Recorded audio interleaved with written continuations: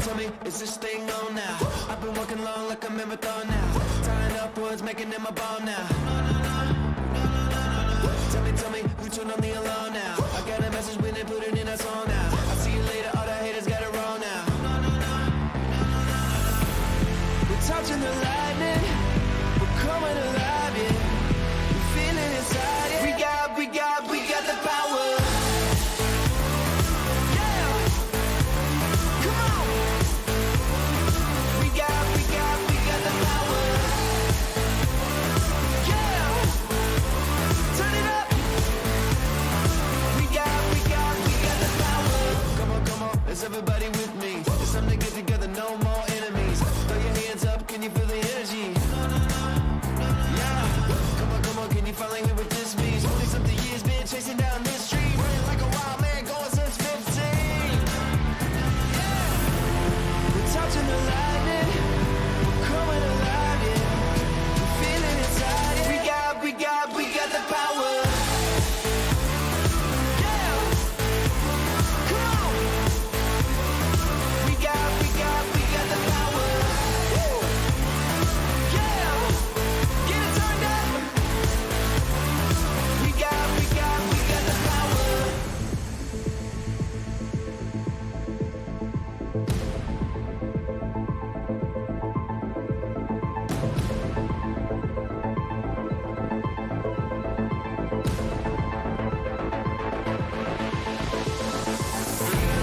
We're touching the lightning, we're coming alive, yeah.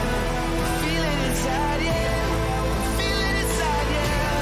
We're touching the lightning, we're coming alive, yeah. We got the power.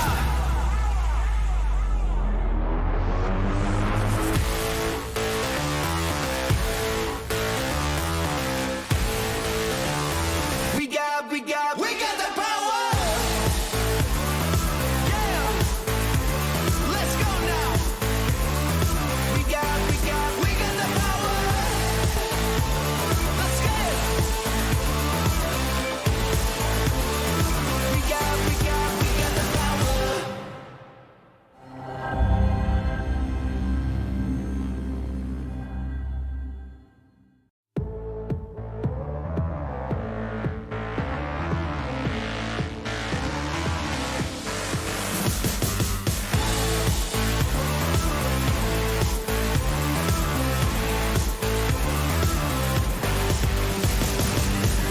Tell me, is this thing on now? I've been working long like a marathon now. Tying up words, making them a ball now. Tell me, who turned on the alarm now? I got a message when they put it in a song now. I'll see you later, all the haters got it wrong now. We're touching the lightning, we're coming alive, yeah. We're feeling inside, yeah. We got the power. Yeah, come on. We got the power. Yeah, turn it up. We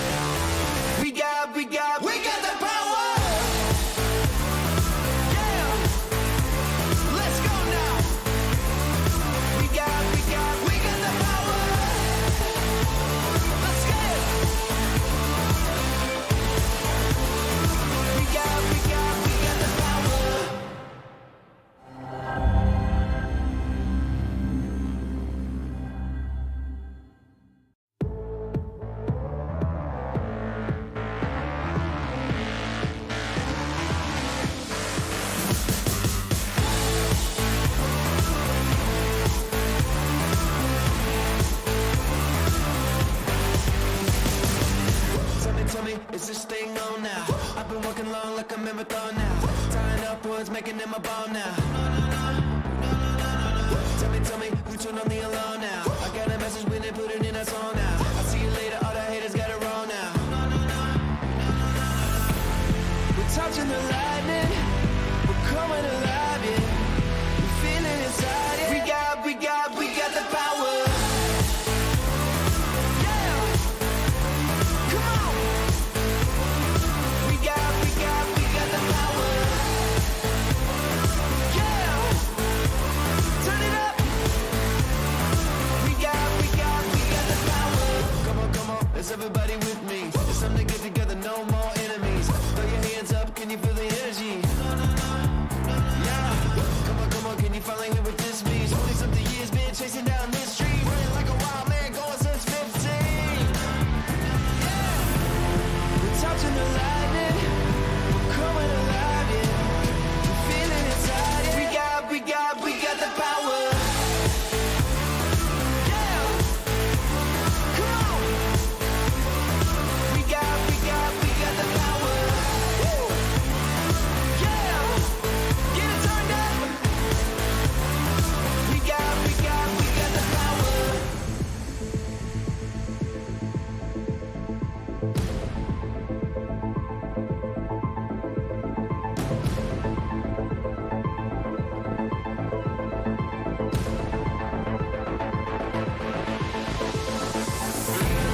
We're touching the lightning, we're coming alive, yeah. Feel it inside, yeah. Feel it inside, yeah. We're touching the lightning, we're coming alive, yeah. We got the power.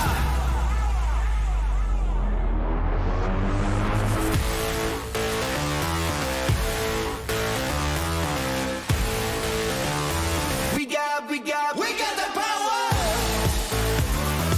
Yeah, let's go now. We got the power. Let's get it. We got the power.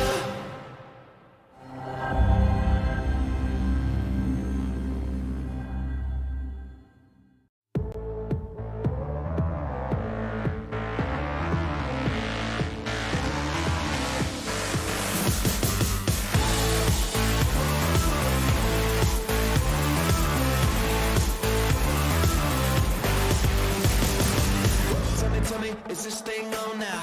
I've been working long like a marathon now. Tying up words, making them a ball now. Tell me, who turned on the alarm now? I got a message when they put it in a song now. I'll see you later, all the haters got it wrong now.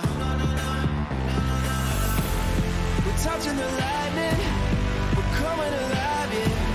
We're feeling inside, yeah. We got the power. Yeah, come on. We got the power.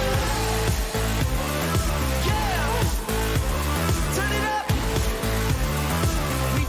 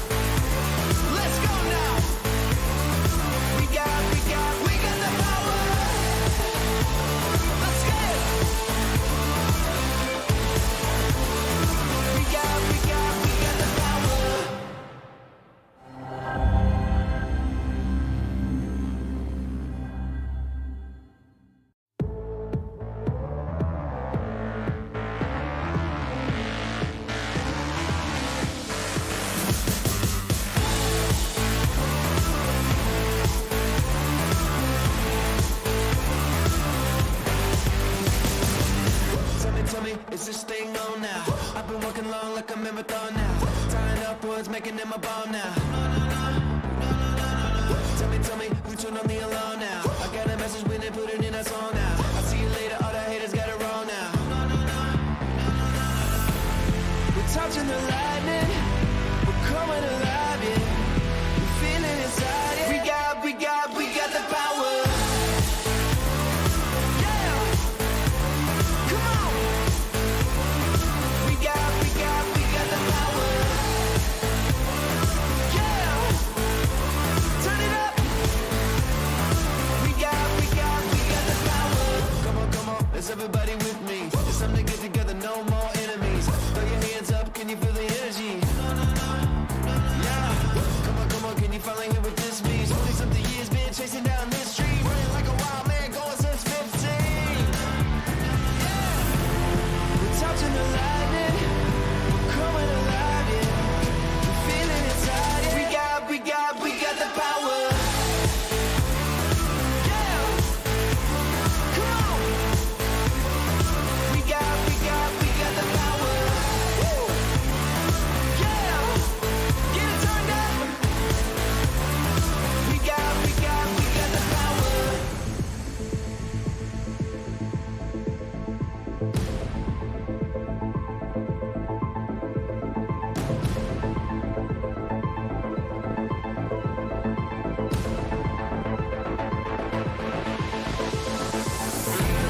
We're touching the lightning, we're coming alive, yeah. We're feeling inside, yeah. We're feeling inside, yeah. We're touching the lightning, we're coming alive, yeah. We got the power.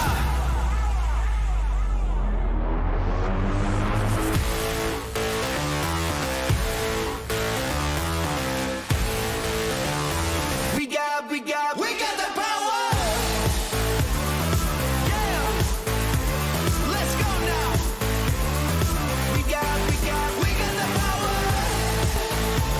Let's get it. We got the power.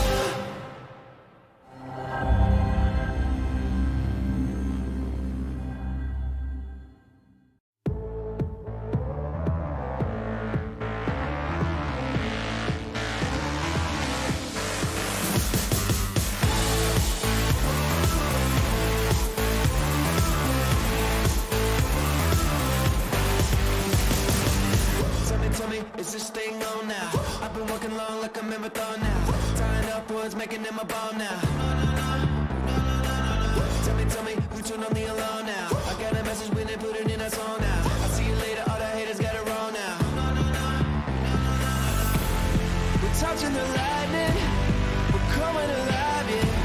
We're feeling inside, yeah. We got the power.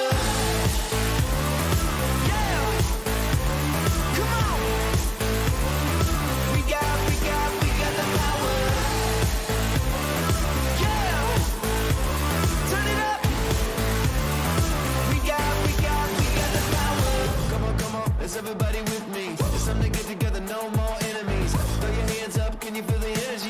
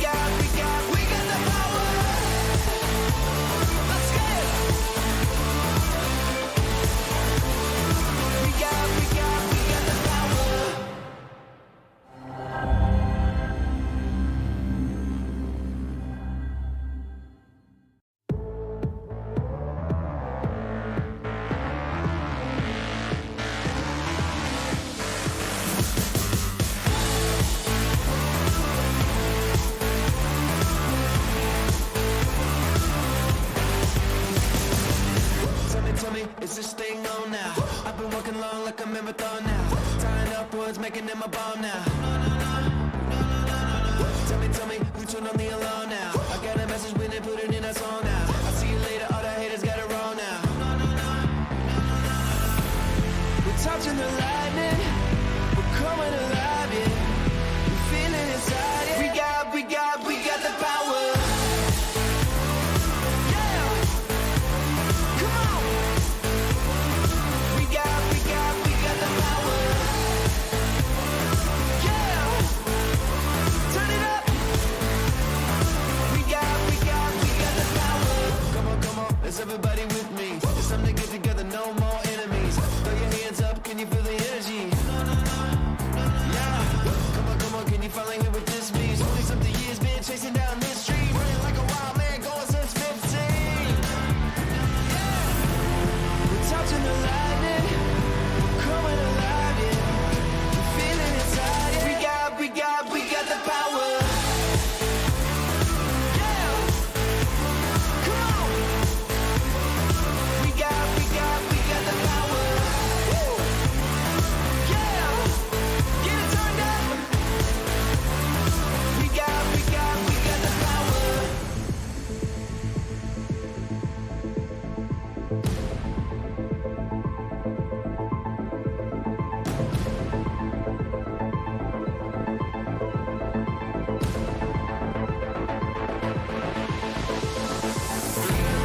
We're touching the lightning, we're coming alive, yeah. Feel it inside, yeah. Feel it inside, yeah. We're touching the lightning, we're coming alive, yeah. We got the power.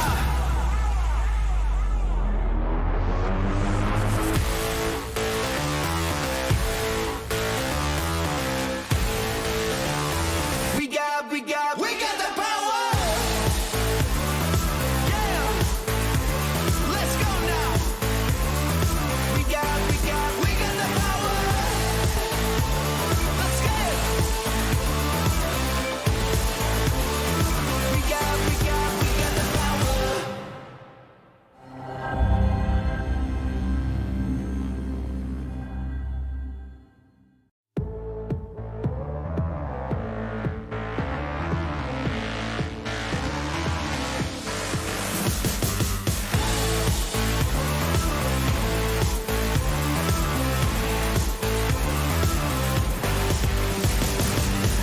Tell me, is this thing on now? I've been working long like a marathon now. Tying up words, making them a bomb now. Tell me, who turned on the alarm now? I got a message when they put it in a song now. I'll see you later, all the haters got it wrong now. We're touching the lightning, we're coming alive, yeah. We're feeling inside, yeah. We got the power. Yeah, come on. We got the power.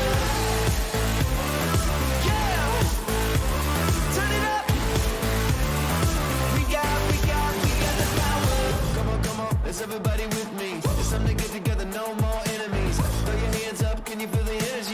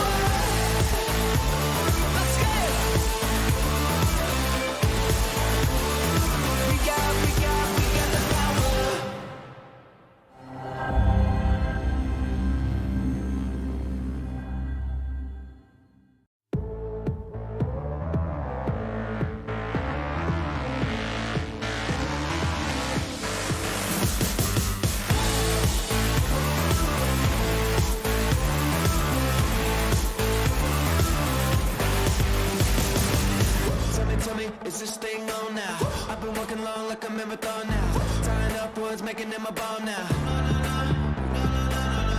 Tell me, who turned on the alarm now? I got a message when they put it in a song now. I'll see you later, all the haters got it wrong now. We're touching the lightning, we're coming alive, yeah.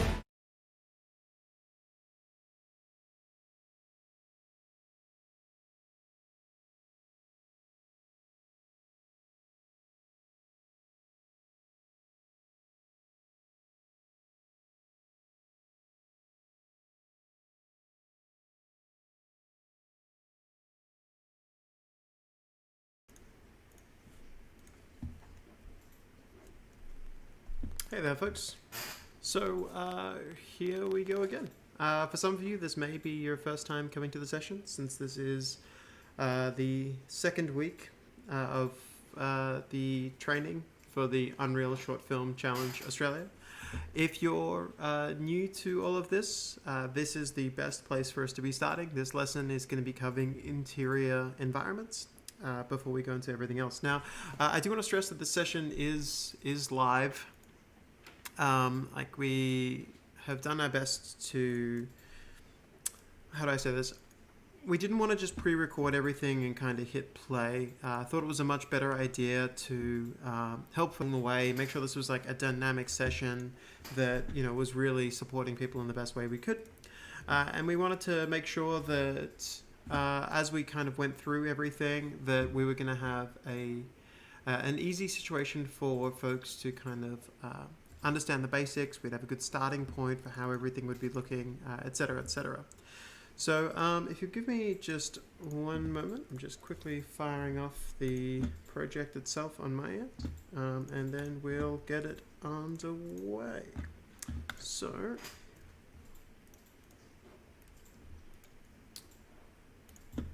one moment.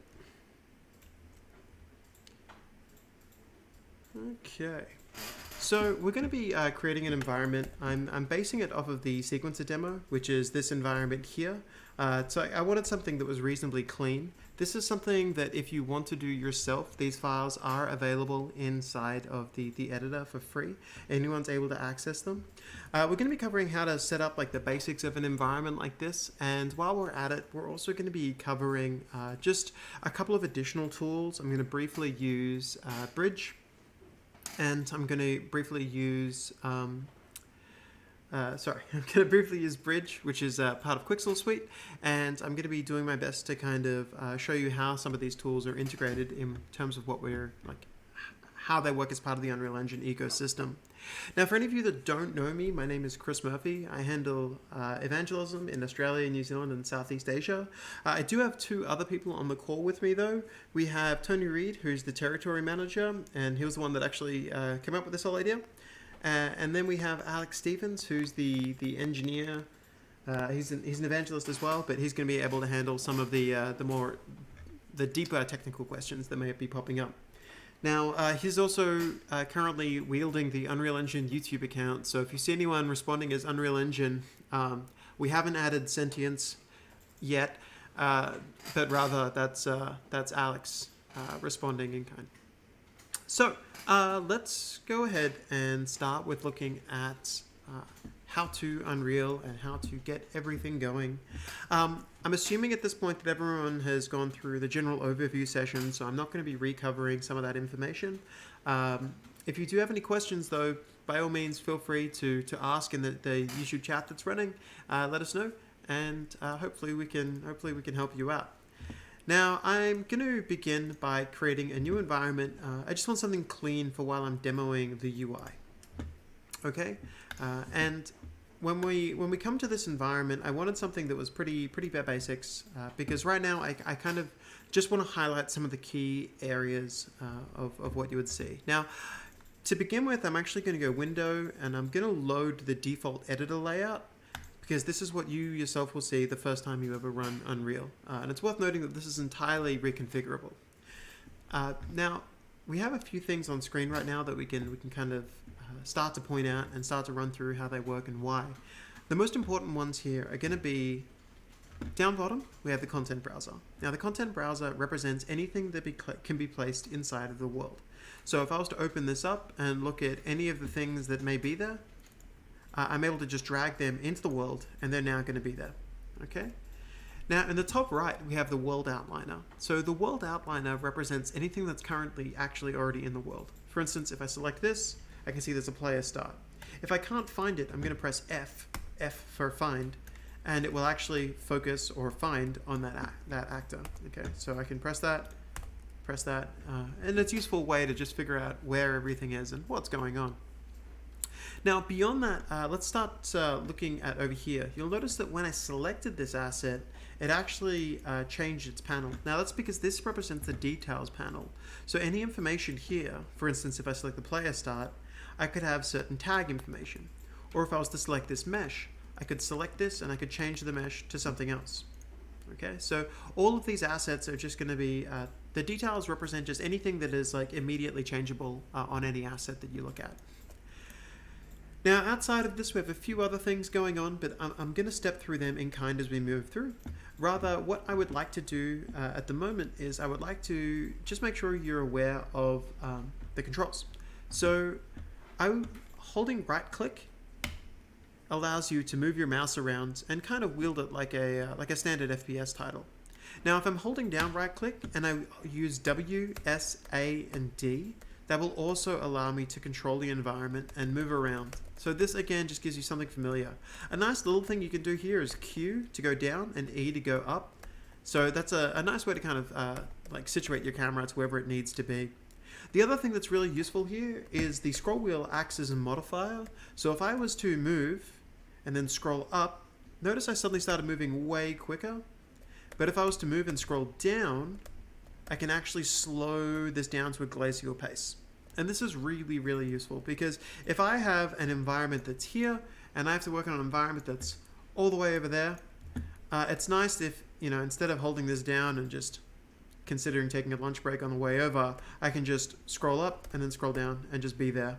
So, you know, just generally usage, good way to go about it, okay? Now, for this environment, I'm gonna actually start from complete bare bones. I don't want to start with anything in there because I really want to be giving you an idea of the space and how things are set up. But before I load that level up for you to examine, I'm gonna do a few little things to just make sure we're in a slightly more comfortable space, because right now it works, but it's not ideal for really demonstrating the tools. I personally like to get the content browser and drag it up to here. Another thing that's kind of useful is on the details panel and the outliner. If you know that you're not going to be docking anything up there, because these can all be kind of reconfigured as to however you see fit. If you know that you're not putting anything else up there and you want a little bit more screen real estate, you can right click and hit hide tab. And that'll just get rid of that little tab for you.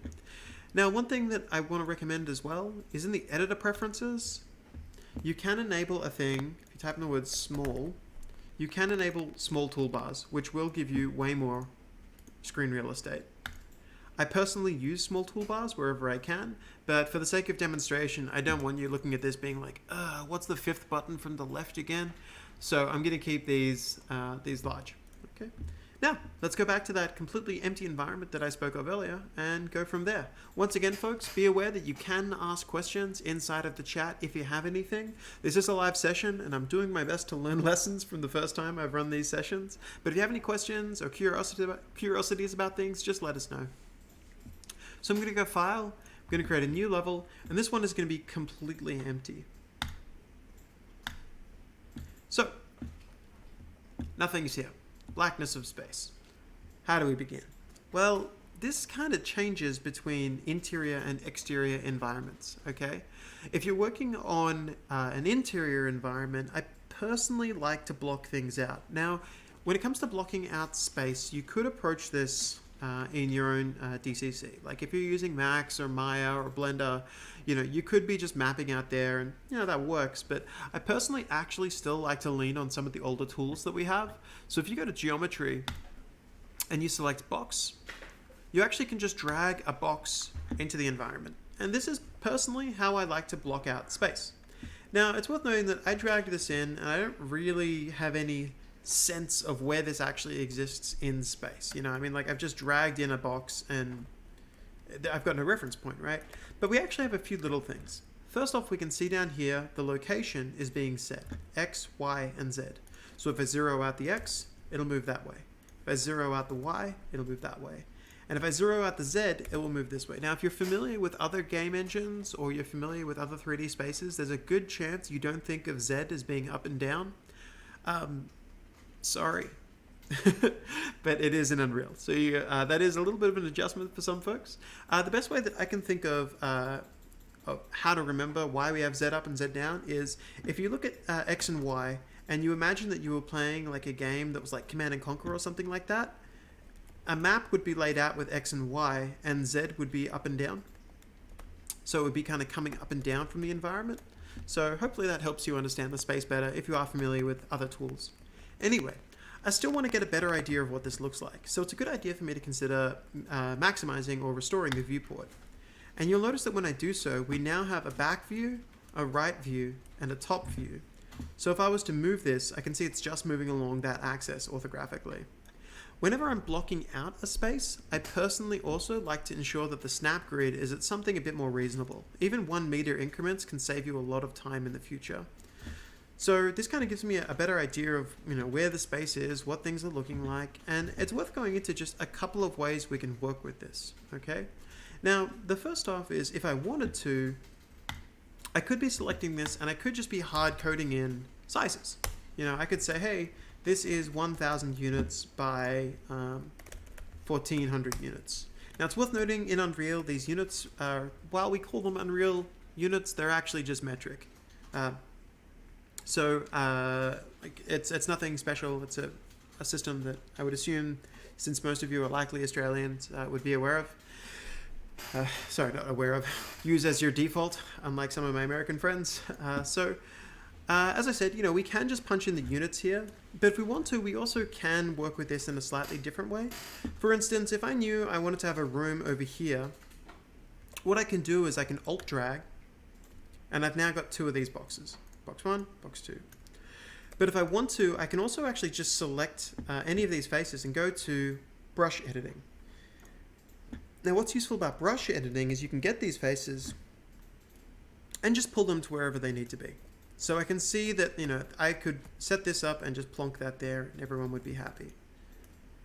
I could do the same thing and alt drag, places over here, and now we've just got like a little bit of an environment. I might make this side a little bit different. So, I'll go back to my brush editing mode and I'll pull his face this way.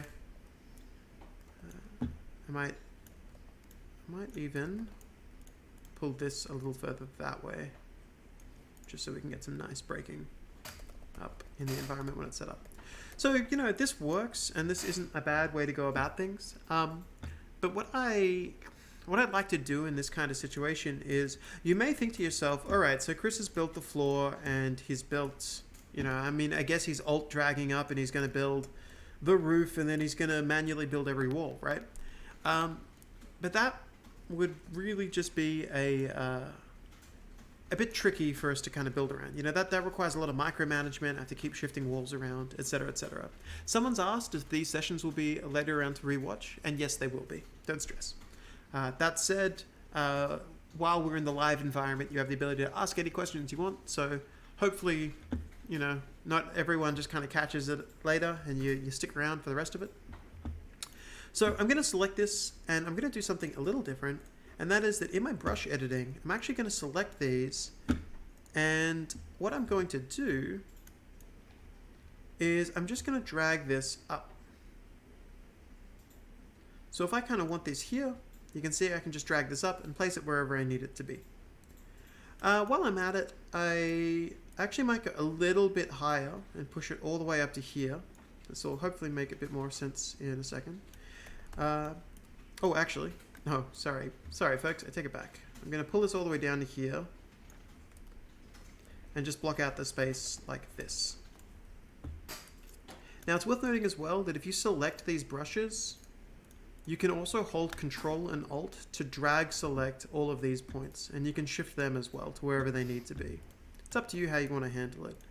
But what I would actually like to do is the opposite of what I was discussing before. And that is, instead of adding in space, I would like to subtract space from what we've got. So what I'm going to be doing here is I'm going to be dropping in another box. I know it's all boxes all the way down, but let's go ahead and drop in one more. I'm going to zero this out, and this time I'm going to embiggen it to be a bit larger than what we have for the rest of the map. I'm going to do this in the orthographic view because it's a bit easier. It's 30 at the moment, so I'm going to make this just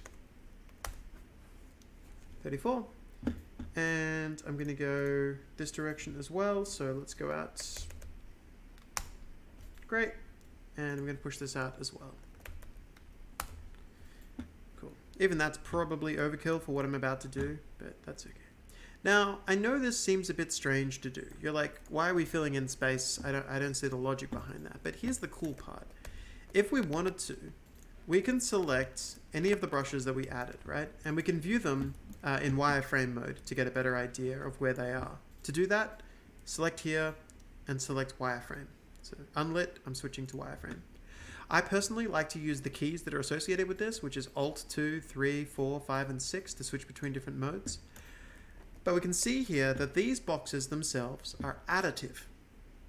Now, when a box is additive, it means it's adding space. But if I was to switch it to subtractive, and I was to select this box that we already have, now we're not going to see anything just yet. But if I was to select this box that we've already got, and I was to say to it, I would like this.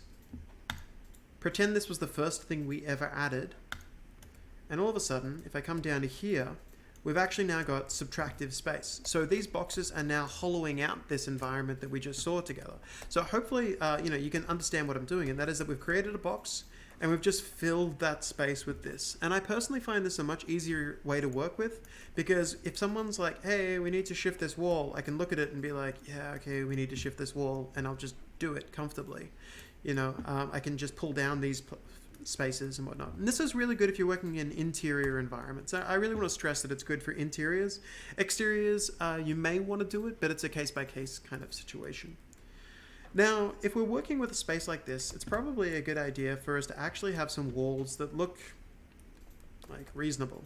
And a good thing you can do is you can literally just select all these walls, and you could control click and select them all manually. What I personally like to do is select one, and under select, you'll see that we have, different select. Under select over here, you can actually say select all adjacent walls. So if I click on one and then go to the details panel, there's select all adjacent walls, and that will actually select every single wall that is connected in this space. Now the reason I've done that is I would like to apply some sort of wall material. So let's have a look at what's actually in this content folder that we can kind of pillage for our project. These are all of them. I'm going to make this a bit easier to see, so I'm going to hold Control and scroll up to zoom in. Sorry, I want to get the assets here. I'm going to get this tiled wall over here that we can see. So I'm just going to select that once, and I'm going to apply it. And we can now see that that's actually applied this environment. We're obviously getting pretty distinctive Doom vibes here, if anyone ever did that back in the day. And we've got someone commenting about UDK flashbacks. I've been doing this for a while, so old habits die hard. Anyway, I would personally like these to be scaled, but before I go ahead scaling walls and spaces and things like that, I think it's a really good idea if I just drop in a single static mesh to give me a better idea of what the environment looks like. So a static mesh in Unreal Engine represents a 3D object that is just a generic 3D object. It's one that doesn't have any additional properties associated with it. It's just something that can be kind of placed in the world. It's not a skeleton or anything like that. And I can see this hallway pillar here that I can just drag into the environment. Now this hallway pillar is going to represent my environment, and I can already see that I've made this space way too big. So before I fix everything else, I'm going to control click on these roofs, and once again in brush editing mode, I'm going to select the face, select the face, select the face, and oh, that was strange. I was unable to select said face. Here we go. In brush editing mode, I just want to drop these down to be the same size as this pillar. That's working pretty well. All right, this is my new space. Ship it. Cool. So I can see this works, but I can see also that the textures here don't align with the pillars textures, and I'd really like this material to line all the way up. So I'm just going to select all adjacent walls, same as we did before, but this time, if I go to the settings over here, we can see here that I can actually make the UVs bigger. So I can say make them twice as big, and then hit apply, and we're now getting this. You know, and I can look at this and say, all right, that's kind of working, but these are offset. So how do I switch where these are located, and how do I make them a little bit bigger? 2 itself is actually probably still wrong, so I'm actually going to switch this to 1.5. Yeah, that's much nicer. So I've got all these selected, and if I want to move them down, I can just pan the textures down. Say Shift U down, and we can now see that all of that nicely aligns. And if I want to, I can select these meshes and kind of just place a few of them around the scene. It's probably a good idea for me to change my snap grid to make it a little bit more manageable in this situation. If you want to change your snap grid, you can just, again, either click here, or you can use the square brackets on your keyboard to change it, which might give you a little bit more to work with. You know, and I can drag these around to wherever I need them to be. So if I want this inside the scene, let's say we want to have one here and one here. It's kind of working. I'm going to add some other unnecessary pillars over here just so it rounds out the environment a little bit. And just for the sake of it, let's have some of these running in a row further down here. Okay, cool. So we have the basics of a space. It's not exactly beautiful, but it is the basics of a space that we may want. I'm judging it harder than I probably should right now, so I'm making adjustments that are unnecessary. But you know, let's start working through this space and seeing what we've got. Someone asked if there's a hotkey to change the pivot for the static mesh. Someone asked if there's a hotkey to change the static mesh. There actually is a really useful hotkey that a lot of folks don't know about. And it's because it's pretty obscure, but if you hold down Alt and then press the middle mouse like a button, you can actually set the pivot point to be anywhere you want. For instance, let's say that I've got this mesh here, and I want to rotate it around this position. I can actually Alt, and then I can select this and then Alt middle mouse onto any other point. And I can tell it that, you know, I want to rotate it around this position here, and it will rotate from there instead. Or I could say, I want to rotate you from this position, and it will now rotate from there instead. Or all the way from here. I think you're getting the point. The cool thing is when you select away from it and you come back to it, the hotkey will be in its default position, which in that case was upside down. Someone said, how many times have you built this subway murder toilet? I've built this environment. This will be my 3rd time, and ideally the last. So anyway, we've got this environment. I wouldn't mind also selecting all of the floors and the roof and setting these up as appropriate. So once again, I'm just going to go to here and I'm going to select all coplanar surfaces. Sorry, all not adjacents. Yeah, coplanars. So select here. Select Serifix. You can actually also do slant, but I haven't used that one in quite a while. Anyway, select all coplanar, and we can go to here, and we can just, I believe we have some floors. I'll have a quick look around for what we have available to us. We have these floor tiles, so I might just apply that one.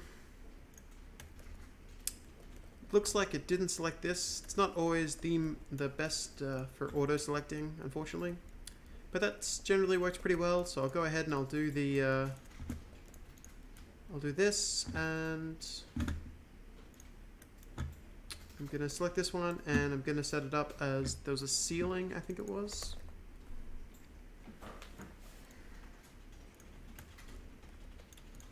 And here, and if this happens, you know, if this happens, you can also, you know, once again, kind of fix out the tiling on all of this stuff. So, yeah, I think the ceiling's going to look a lot better if I make it twice as big. Great. it's generally working pretty well. Okay, cool. So the next thing I'd like to do is start getting some light coming into this environment. And the good news is adding lights is pretty easy. Now, with the Place Actors tab, you could just type in the word light, and we can see we've got a bunch of things there, and I could just drag in point lights. You know, I could just alt drag and then just copy these around. Another hotkey that's really useful in this environment is just holding down L and left clicking will add a point light at that location. So, you know, if I wanted this light to be here, I'm just gonna bring you in, look around and say, I wish I had a light here, put these wherever they need to be.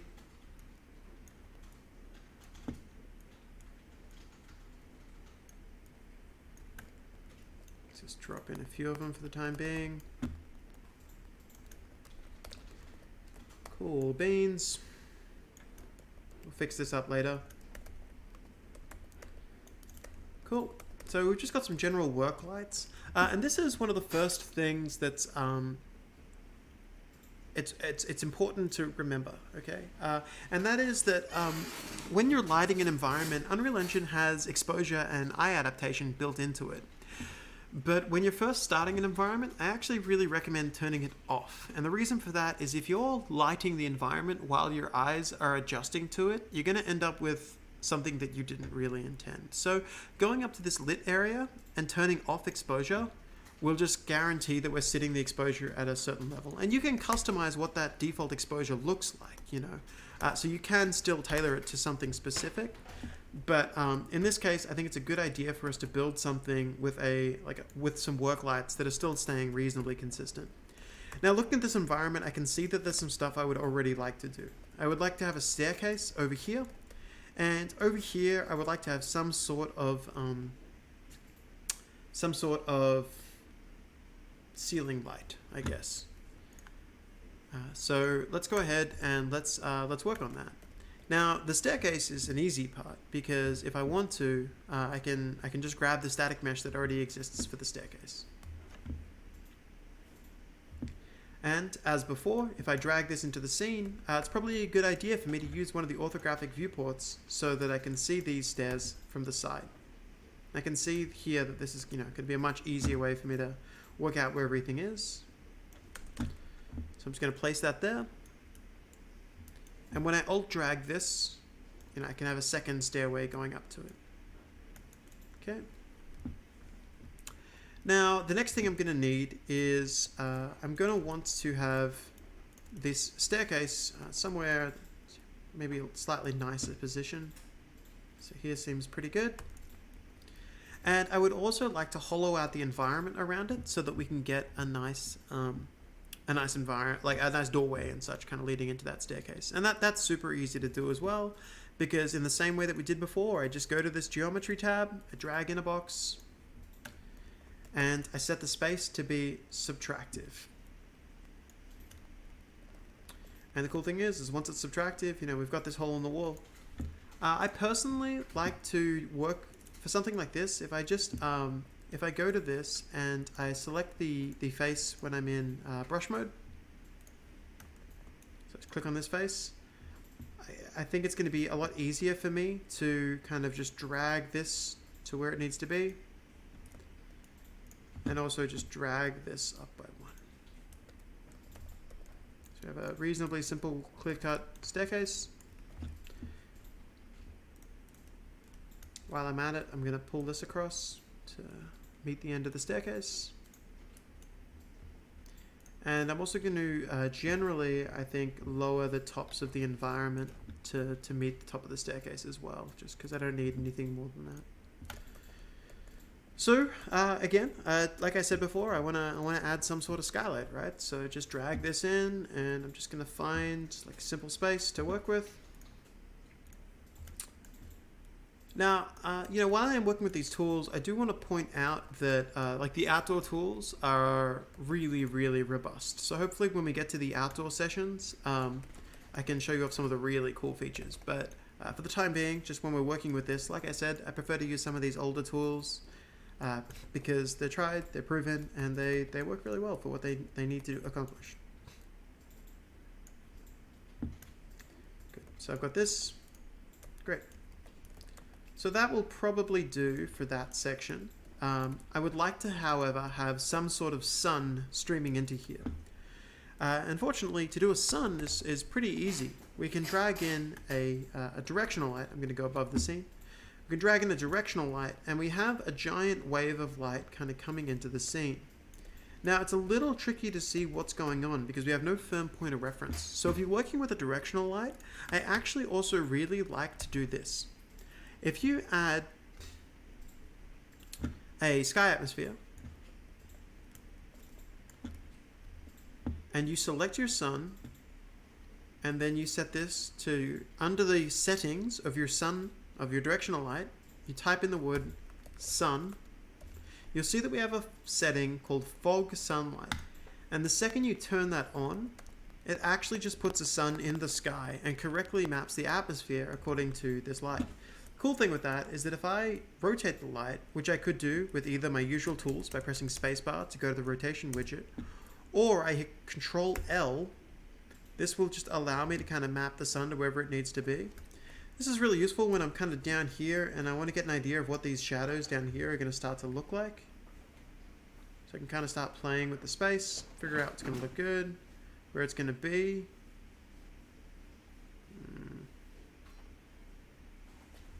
Do something like that maybe.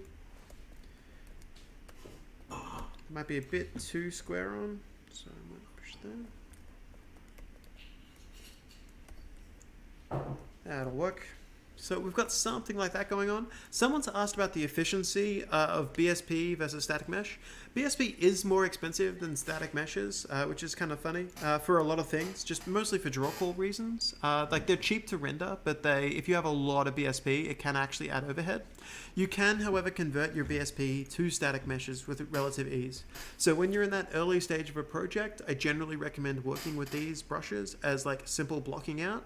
And then once you've really got your space together, starting to, over time, convert these bits to static meshes as appropriate. So we can see here that we've got like some light that's going to be bouncing in. That's generally working reasonably well. It's probably a good idea for me to kind of bring in a couple of other features here while we're at it. I would like to also bring in just a couple of other smaller static meshes. So I'm going to grab this this hallway gate and this hallway frame, and if I drag this into the scene, just rotate it to wherever it needs to be. Let's go back to a smaller snap grid. Can do that with relative ease. I might even pull this across.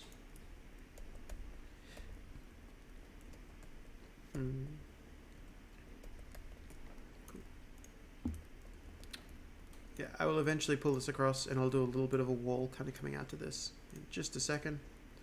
But I want this to be here. Now, a nice little thing that I like to do as workflow is if you alt drag and clone an asset, you can then just select the new mesh and know that this is 100% in line with the previous asset that you just added into the world. It's a little thing, but it definitely fills me with joy. So please keep it in mind. Now that I've done this, by the way, I'm reconsidering how I want this to be structured. Again, this is why we use subtractive.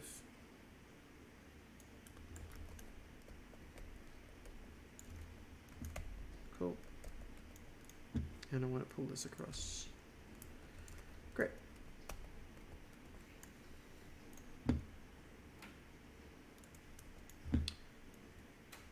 Now, for a situation like this, if it doesn't fit, we can be a little bit cheeky and just increase the scale slightly. By grabbing different axes, we'll stretch it along different areas. Eyeballing it tells me that's about 1.125, which is correct, but my snap grid's too low, so I'm just going to set you up, have you in a reasonable spot. Cool. And over here, I want to do something similar. Just once again, I have these two.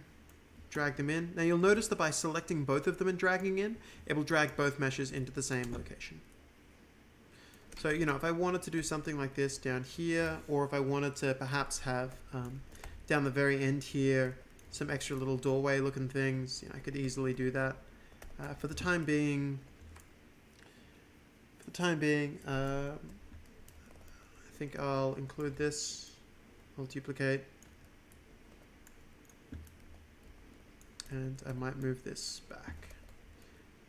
This environment is both the same and different to the last one we did in the previous session, just because I have a general idea of what I'm making, but you know, what I plan and what happens are different. And after all that planning, I realized I put this in the wrong spot. Or I could just hide it, like a true level designer would. No one has to know. I feel like I'm Bob Ross. I'm like, this is just our happy little secret. Okay, so we've got this in. We've got some basic environment stuff set up. It's time that I start considering my lighting session. Okay. Now, my lighting in this environment, you know, I just threw in a bunch of these things to kind of get a quick idea of what this was going to look like. There's a few things that are really going to weigh in on your light environment and how everything is set up. And one thing that I would recommend doing just for the start is grab your point lights and looking at their mobility. Now, these have different setups. So if a light is movable, it means it's fully dynamic, okay? And by being fully dynamic, it means that it could be turned on, it could be turned off, it could be moved around the environment, everything else. It's great. And this is really good for certain types of environments. But if we're doing something that's inside or arc viz or something like that, I'm probably going to want either static or stationary. Now, a static light is something that's fully baked in. So if you're coming from a film background and you're used to rendering all of your frames, in a real-time environment, we render all of the lighting and we leave it there. And then we render the camera that can just see that lighting. But we don't actually render all of the frames in quite the same way. Now, this is obviously a bit different if you're using real-time ray tracing. So if you are using real-time ray tracing, stick around for the end of the session and we'll be doing a breakdown of that. But if you're not, and you're going to be using static lighting, then using static or stationary is pretty important. Now, the difference between static and stationary is while static is all baked in, stationary allows you to still have dynamic shadows from movable objects, and it's only partially baked. And what I mean by that is you can still change like the color of the light, but you can't change the color of some of the bounce light coming off of it. So it does restrict what you're doing. But it's also worth noting that for these lights, you can only have up to 4 stationary lights overlapping each other at any one point. So you need to be pretty careful with the placement of them. Now, because of that, I'm going to just put these in the middle of the environment, and just to see how this starts to turn out, I'm going to delete all of my lights. And just for the time being, I'm going to light it with just this directional light and one other thing, and that is I'm going to drag in a skylight. Now, if you drag in a skylight, there are, again, 3 different types. A skylight is kind of like, imagine you took a 360-degree image of the world around and you baked that in. That's what a skylight is. And if you are working with an environment like this one, I often recommend using a static skylight for this build. Anyway, I'm going to click Build, and this will actually go out and it will compile all of the lighting from my scene. Give this just a second. If anyone has any questions, now's the time to field them. So when you click Bake Lighting, it'll actually fire up this little application down here called Swarm Agent, which is this. If you have multiple computers on your network, it's super quick to install multiple bakers on your machine, so that what they essentially do is everyone just works together to compile lighting on your levels. So we can see here that it's baked in reasonably well. We can see there's a little bit of ambient lighting in some areas like this, but it's probably difficult to see on the stream, or is it okay? So, we can see there's a little bit of GI in this environment, but not a whole lot. Now, I can also see another issue, which is because we're baking the lighting in, it's doing it at a reasonably low resolution. If you want to get a feel for what that resolution actually looks like, you can see here, these settings, or you can visualize it by going up to here and going optimization view mode, and then you can view light map density. So when I'm in light map density mode, I can actually see, how spaced out these tiles are. And if you imagine that like these squares represent how big the light maps that are going onto it, these will also directly contribute to your overall file size. So at this point, I'm going to save the map before I do something silly. So I'm just going to call this demo map. And I'm going to start now adding a couple of extra lights into the scene. The first of these that I think would be good, even though it's unrealistic, is I would like to add some sort of light that was a spotlight. And even though it doesn't make sense because of where the shadows are based, I wouldn't mind just getting a spotlight that was about here and blasting this thing down the stairwell, just so we can get some of this going. I'm also going to increase the attenuation radius so that we can kind of get a bit of this on the floor. So I think that would be a nice little asset to have in there. So that will eventually be there. Now, one thing I didn't cover before, but is worth noting, is that if we're working with our sunlight, we have access to a really cool feature called cascaded shadow maps. And what that means is we can actually cast a dynamic shadow instead of the baked static shadow. And I want you to have a look at what that looks like. This may be what you're after, it may not, but watch what happens when I turn this value up. So see, we now have a much crisper shadow kind of coming off of this environment. And I personally think that works a little bit nicer. You know, we get this nice crisper shadow in this space. It's dynamic, so I can just put stuff in front of it and it will look good, etc., etc. Now, the other thing that I may want to do before I really continue lighting is add in a bit of fog. The reason for this is because fog itself actually has some light values to it, so it'll light up the environment and give you a better sense of depth, which I personally find advantageous when working with large environments like when I'm working with darker environments like this. So you can see here that I dragged that in. A really cool little checkbox that folks often don't know about because it's reasonably new is you can actually set the fog to be volumetric. And if I set this fog to be volumetric, see if we can see this in the stream. So I'm going to set this to be volumetric, and I'm going to go back to my sun. And under, sorry folks. Under my volumetric scattering intensity, watch what happens if I turn that value up. So this is actually volumetrically, like the fog is actually getting scattered as it comes in. And we kind of get these nice realistic looking, well that's obviously not realistic, it's kind of excessive. Looks like someone's about to get abducted out of this, what was it called? You called it before, this murder station. So, you know, we can have a volumetric light here to kind of get some slightly nicer effects here. 50 is too high, maybe don't do 50. But, you know, we can get something reasonably nice in this space. And again, you can actually do that for individual lights too. So if I was to select just this light here, and I wanted to go to the, sorry, my mistake, Murder Toilet was the name it was dubbed. So if I grab this light and I turn this up, there is a, it's got to be, okay, so it has to be set to stationary. I'm just going to type in the word volume so I can find it.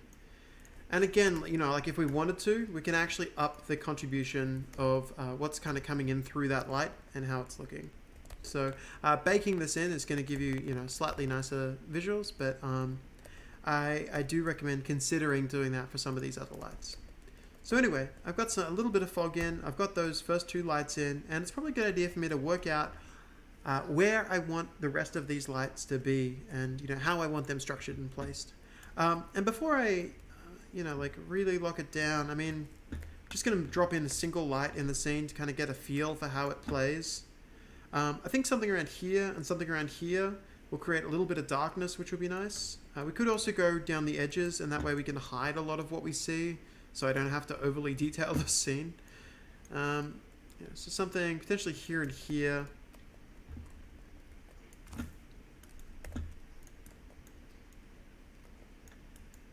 Yeah, let's do this. I'm going to put these two here and cast kind of darkness towards the back of this scene, I think. So I could just drop these lights in. On the other hand, I could go with something that looks a little bit different, a little bit prettier. And I could go with a rect light. So a rect light, you're likely familiar with if you're coming from a film background, but you know, like it's just a rectangular light that basically you set up the you can set up the environment in terms of like the source's width and height, and you can set up like the barn door angle, which kind of gets us more of that going on. Now, one thing I wouldn't mind doing here is actually using a bit of scripting to make this so that we have lights that are actually going to be paired with like a visual static mesh. I think that'll look a little bit nicer for what it is that I'm trying to create.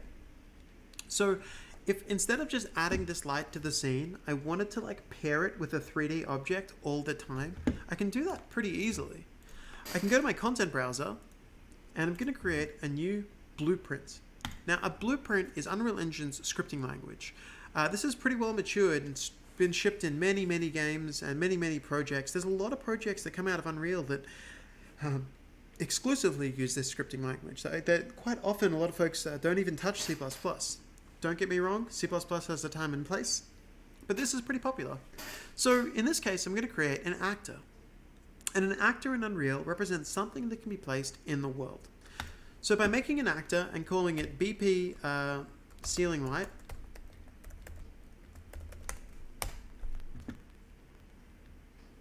I can see that we have Unreal Engine's blueprint. And this is pretty simple. You know, I say, hey, I want to have a static mesh. And I want the static mesh to be not that. Definitely not that. We can do better.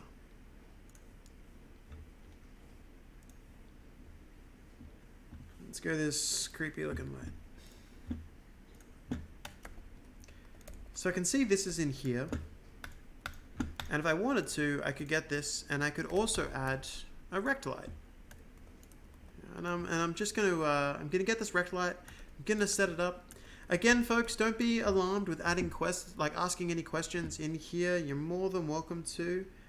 And, you know, do our best to try and get back to them all.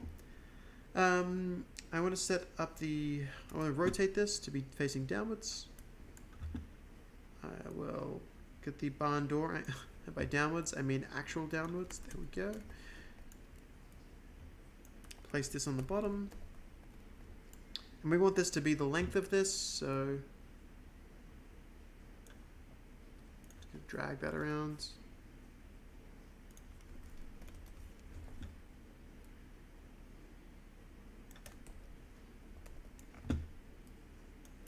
Great.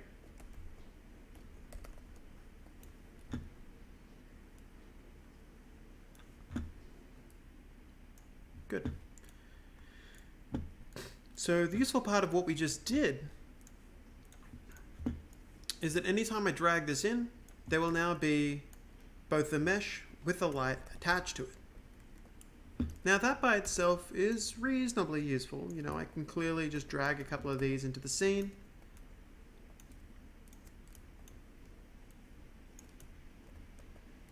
We can kind of work with them as we see fit. Pull this further across. But one thing that's really noteworthy when you're kind of doing this is that we can actually set up some scripting binds to control these lights so that their visuals of these globes will actually be paired with the light itself. Now I'm going to build lighting again, but before I do, one thing that I'm going to drop in there that I didn't before, but I really should have, and it's good practice to do so, is it's a good idea to wrap your environment in a light mass importance volume. A light mass importance volume just says this is the part of the map that we actually really care about the lighting conditions of, and it will do its best to kind of be a little bit more accurate in that space. So I'm just going to drop this in. Scale it up to be the size of the map.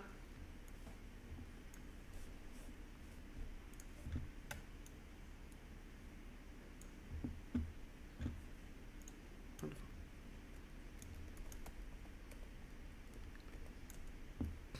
Cool. So it's time for me to do another build. Let's get one going. Any other questions so far?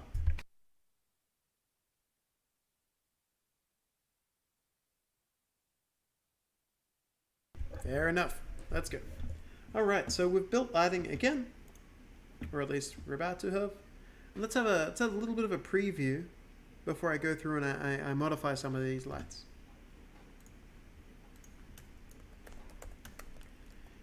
Now, to this point that I'm looking at it, I'm like, alright, that is definitely flatter lighting than intended.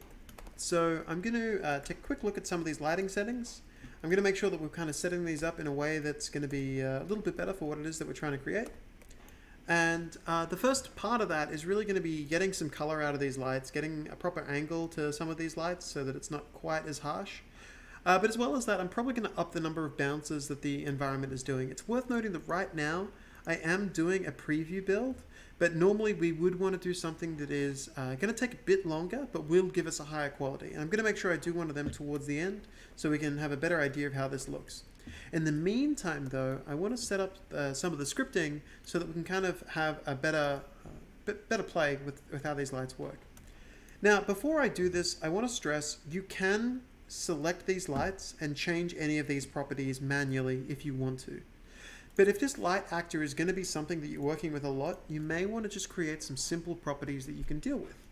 And here's where one of the strengths of Blueprint comes in. If I go to my construction script, construction scripts execute whenever this object is created, okay? Now what's cool about that is that it means that we can get things and change settings. For instance, I can go into here and I could set the intensity to any value that I needed to set it to.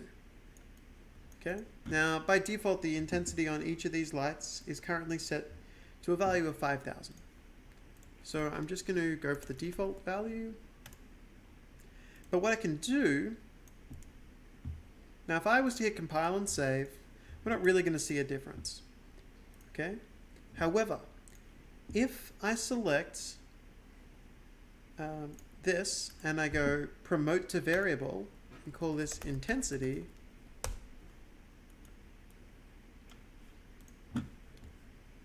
I can now click this little eyeball, and whenever I select the asset, you can see that intensity is just a value that we have here. Okay? Alright, that's kind of useful, but what am I getting at here? Well, let's go ahead and do that for a couple of other things. Because let's go get this and let's set the color of the light. Now, when we set the color of the light, I'm going to once again promote it to a variable, call it color. I'm going to spell it like an Australian. Yeah.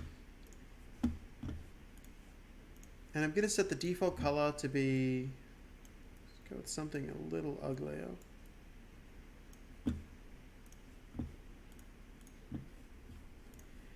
And once again, I'm now able to kind of click on these and I can change it to whatever I need it to be. Okay. Now, all right, that's kind of useful, but the reason that I want to do this is, well, if we're setting the color of the light, why don't we also set the color of the actual 3D mesh as well? And this is one of the cool things you can do. If I open up emissive, this is the material. This material is for the lit sections of these lights. So if I was to go to my emissive material, I can see that emissive color is a value that is inside of it. I'm not going to get into materials just yet. I will cover them properly later. For the meantime, all I need to know is that emissive color is a value. And the reason I might want to know this is because if I get my mesh, I can now set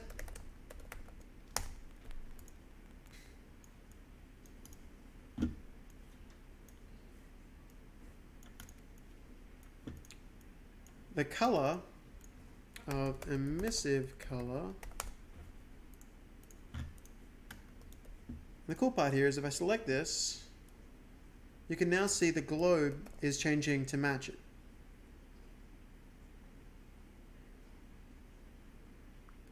So we're now able to kind of like have the art kind of more closely following everything else. The other thing I'm going to do is I'm going to massively reduce the size of these lights because they have a huge attenuation distance by default. Like that's pretty huge. I'm going to go 400. Okay. A little bit more moody should make for a better environment once we light it all up.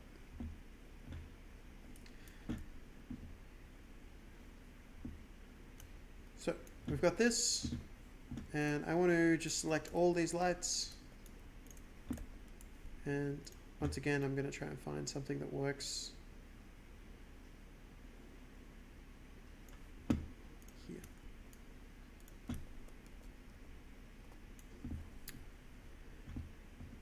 Cool.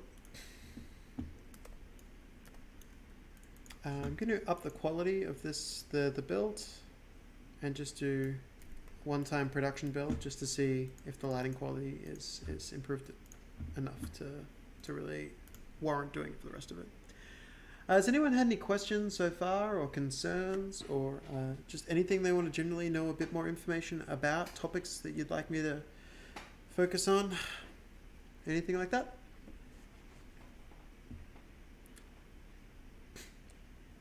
The chat in the last couple of sessions was super active, which is why the reason I keep asking is because I'm expecting there to be stuff, but there isn't. That's okay. Someone said, "Is there any limit to the amount of lights?" Nope. Nope. You can go nuts on these. You can add a ton of fake bounce lights or whatever else you need. I'm just doing it this way. Someone said, "If you switch the lights back to fully dynamic, would we be able to see the results in real time rather than waiting for builds?" So you can see the results in real time, and there are some nice ways to go about how you handle that. You won't see the GI though, so the bounce lighting won't be as good. There are, however, a couple of ways that you can fake that bounce lighting. So what I mean by that is there's a couple of settings we can turn on that will do its best to approximate that bounce lighting and let us work with more dynamic lighting for the rest of the scene. And I'll do so in just a moment.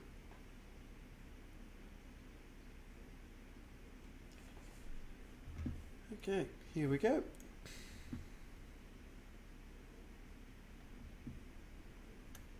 Cool. So we can see here that we have a bit of lighting kind of bouncing through. We have general environment kind of going on. If I was to actually kind of work with some of the exposure settings to get to where we might want it to be, my gut says around -1 is going to be a bit closer in the long run when we're actually finished setting this up. But we can see that we kind of just got some general basic environmental lighting going on. Nothing too fancy, but should be good enough for us to work with. And I'm going to go through and I'm just going to quickly set up some stuff around the walls and some general mess and clutter, and kind of step through those before I come back to properly lighting the rest of it. Just so I've got a bit more going on in the scene. It gives me a better idea of how it's all going to eventually be looking. So I'm going to go back to my static meshes, and the first thing I'm going to add is I'm going to add a bunch of posters and such to the walls.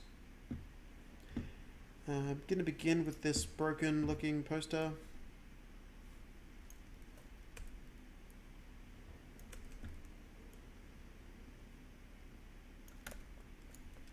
And once again, I'm just going to alt drag for anything we want. Keep in mind that, we can at any stage just swap this with a different poster if we see fit by just selecting it like that. So I'm going to get this, pull it around.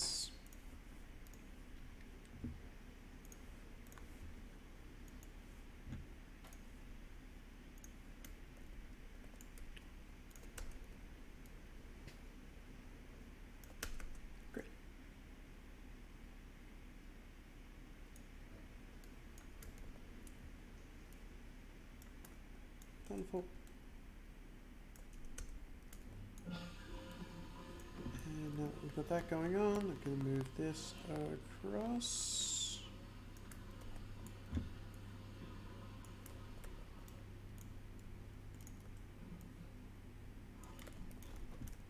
Just getting some general dump going on.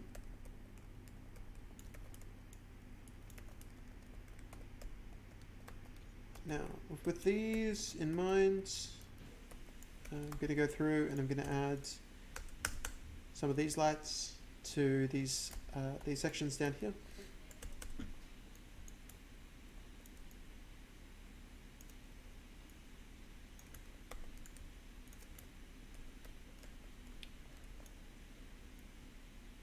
And this room is going to look pretty disinteresting out a little bit of mess. So I'm going to grab this one. And I'm going to grab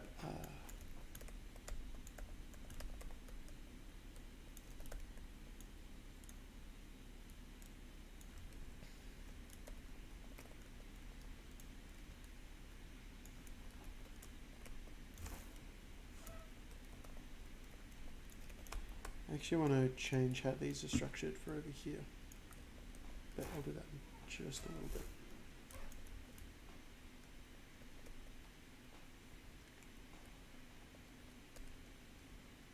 Cool.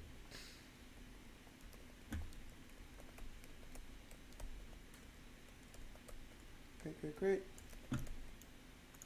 And let's throw one of these.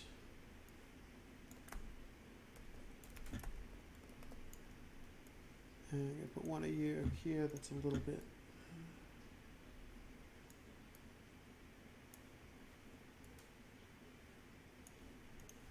out of action.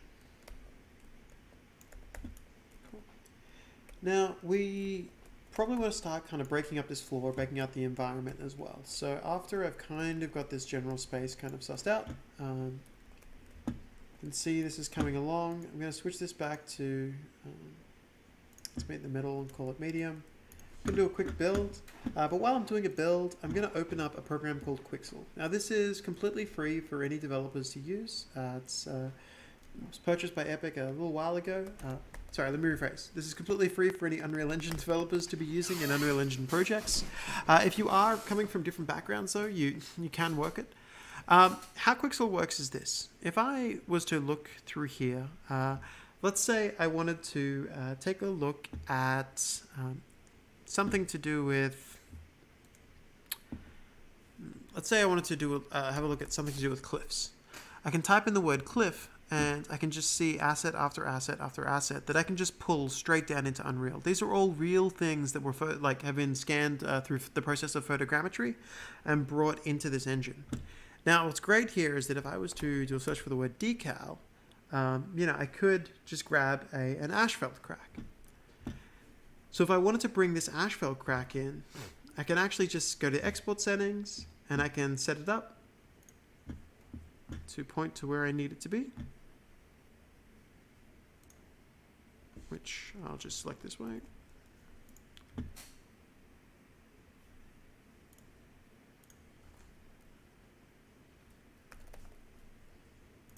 Okay. That was weird. I don't know what I clicked to launch Internet Explorer, but I clicked something. So this is sequencer demo 2. Cool. Someone said that they've had trouble getting it to work. My gut says that you may need to have made sure that this export to is set up and that you've clicked the button that says install the plugin.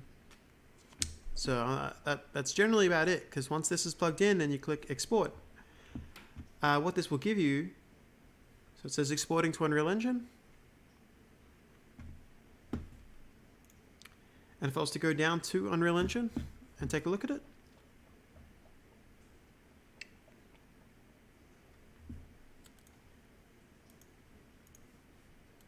I can see that it's actually brought it straight in. And the cool thing is that if I select that and drag in a decal, we can see that it lets me just bring these straight into the world as something that I may want to kind of have as general detail in the environment here.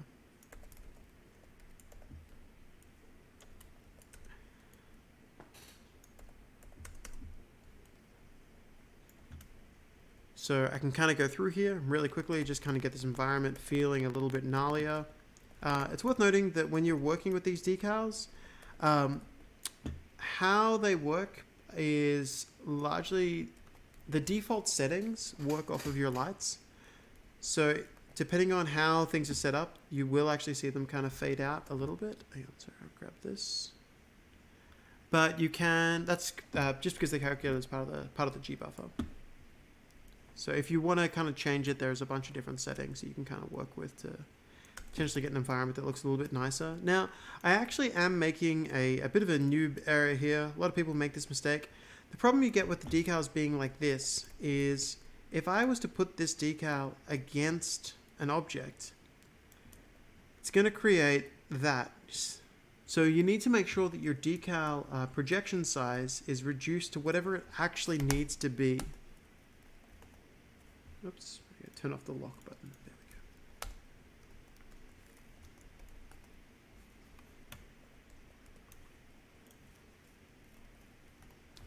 we go. Turn off the lock button. There we go. So, but even dropping this down to like 5 or 10, or even 2, that worked. So I'll quickly go through and just grab these, set them up.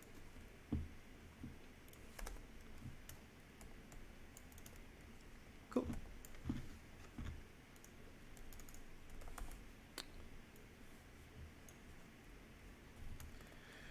Okay, so you can see that we're kind of starting to kind of fill out some of this detail here. It's looking a little bit nicer. There's a couple of ways of how I may want to proceed from here and how I may want to have things kind of generally set up. What I might do next is now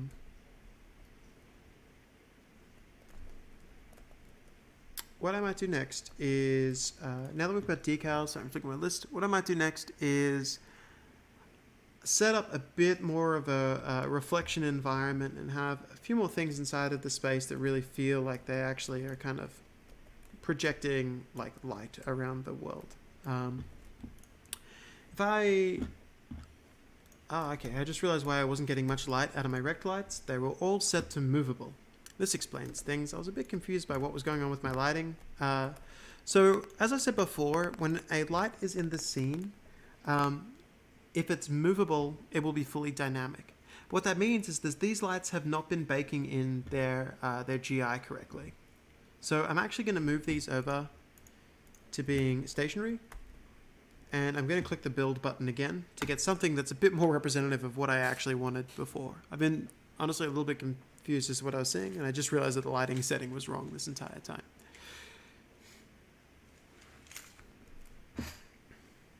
So give this just a second.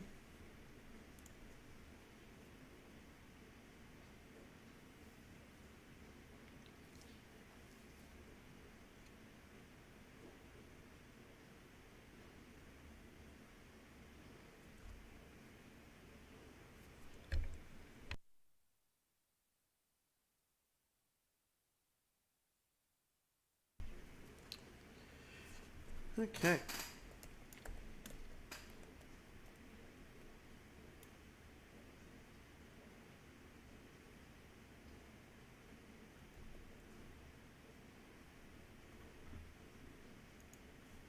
Oh.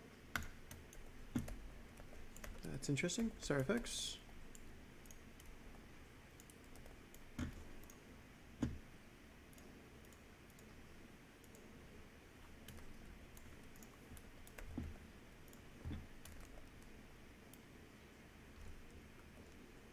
I'm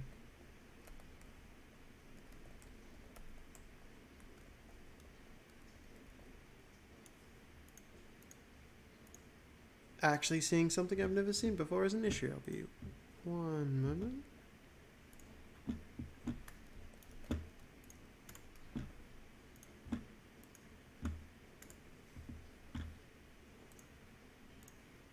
Just want to figure out what's going wrong.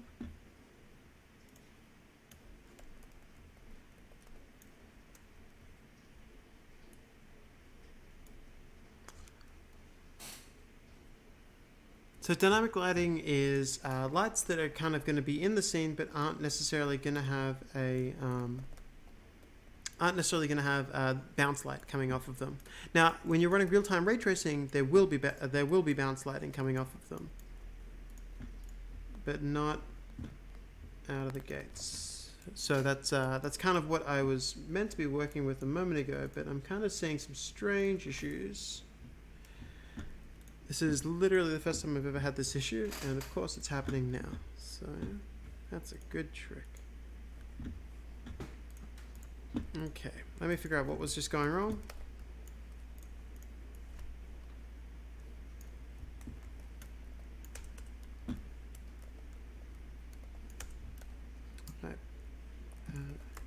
I somehow managed to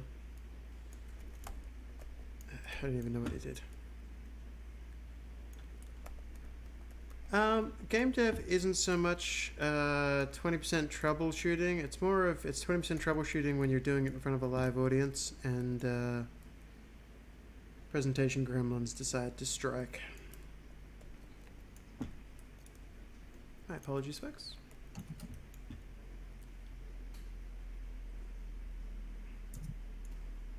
Okay.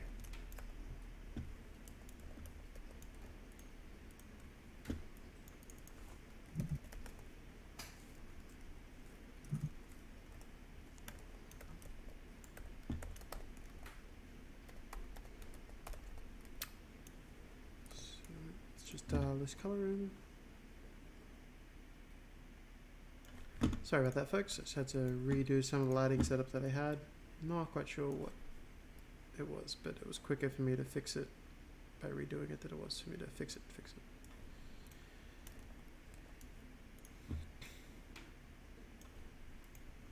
Cool.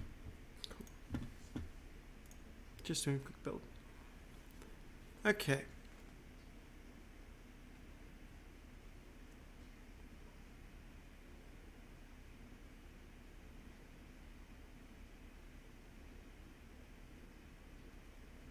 So someone asked again what the lighting setups were. So static means it bakes it in and nothing is dynamic. It doesn't change.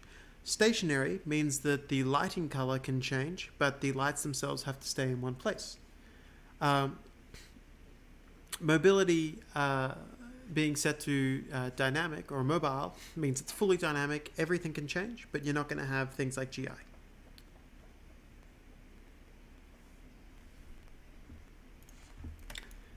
Much better. So now we're actually getting the bounce lighting that I was expecting to see before, which is why I was very confused by how things were progressing.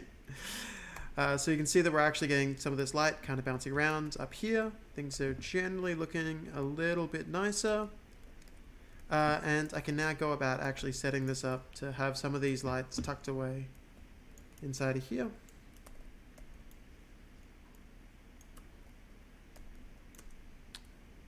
Put this here.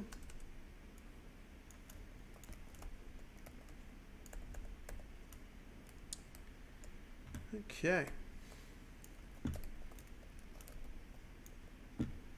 Cool. I'm just going to drag these into here as well. With one on either side. Okay. Much nicer.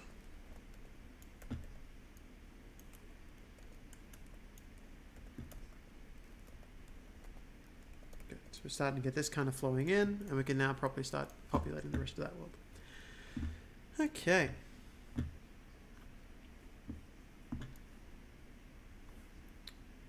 Now, as far as the rest of it goes, I think it would probably be a good idea for us to look at having a few other aspects kind of handled at this point. There's a few things that I would like to do. Thanks for posting that link, Alex. There's a few things that I would like to do. I would like to go through here and set up some puddles and set up some piping and set up some general structures that are kind of going to be throughout the world.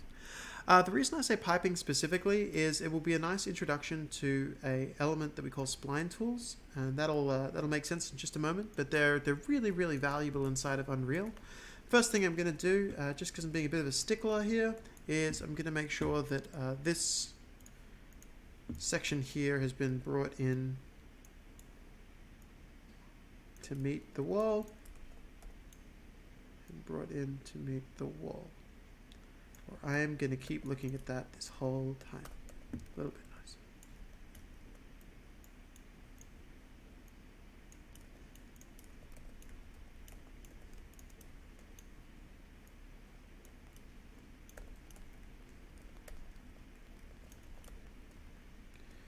Great.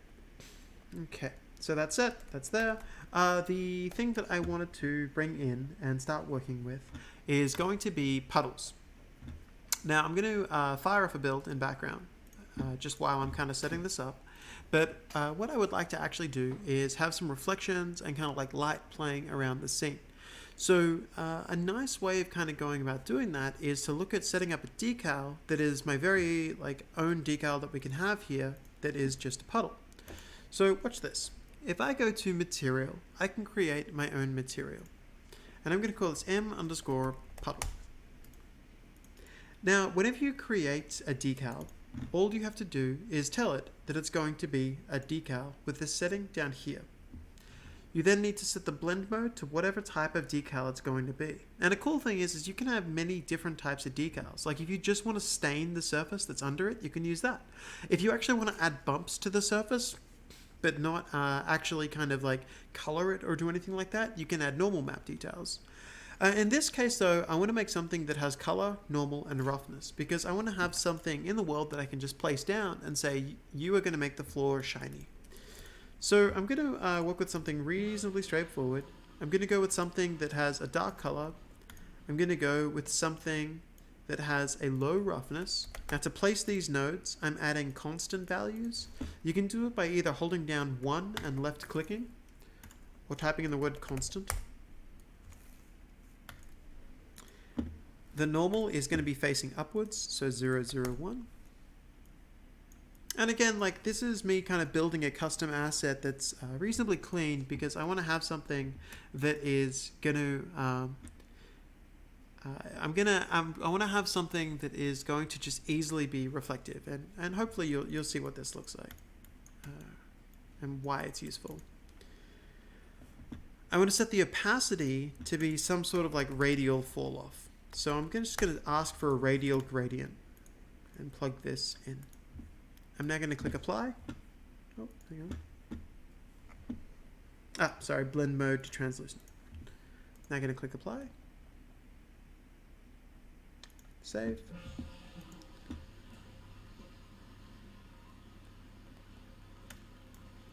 Give it just a second. I'm also going to close bridge because I no longer need to have that running. No, so you can have thousands of dynamic lights. You can just only have 4 that are stationary. So 4 lights that are static, but with the ability to have dynamic shadows on them at any point. And that's not in the scene, that's 4 that are overlapping specifically. Yeah. Okay, so let's take a quick look at what this puddle looks like in my scene. If I go back to place actors, tap on the word decal, and I drag this in, now we're getting something a bit strange because of how it's playing with these cracks. I'll fix that in just a bit.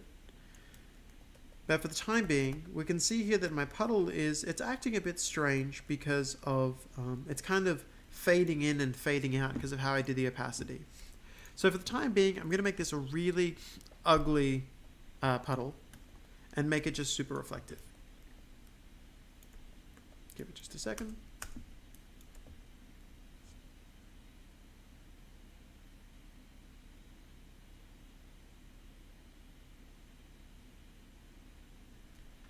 Now, if it's something like this, we can see now how this is working. It's actually just projecting this onto the screen. And we have here what's called screen space reflections. So if I can see what would be being reflected in the surface, it actually goes ahead and it fills that out in the reflection as a dynamic reflection. However, if I can't see what's reflected in the surface, you'll notice that we get this kind of darker fade going on here. Okay? And the easiest way to fix this is by adding reflection actors that essentially take 360 photos of any environment that you're in, and then they fill in the gaps of any of these areas with what they see.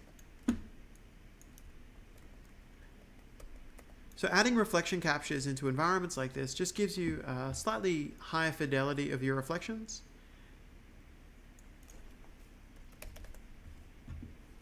So I'm going to set this to be about 1,000 and add a couple of them, actually 500 even, and just add a few of these to the scene.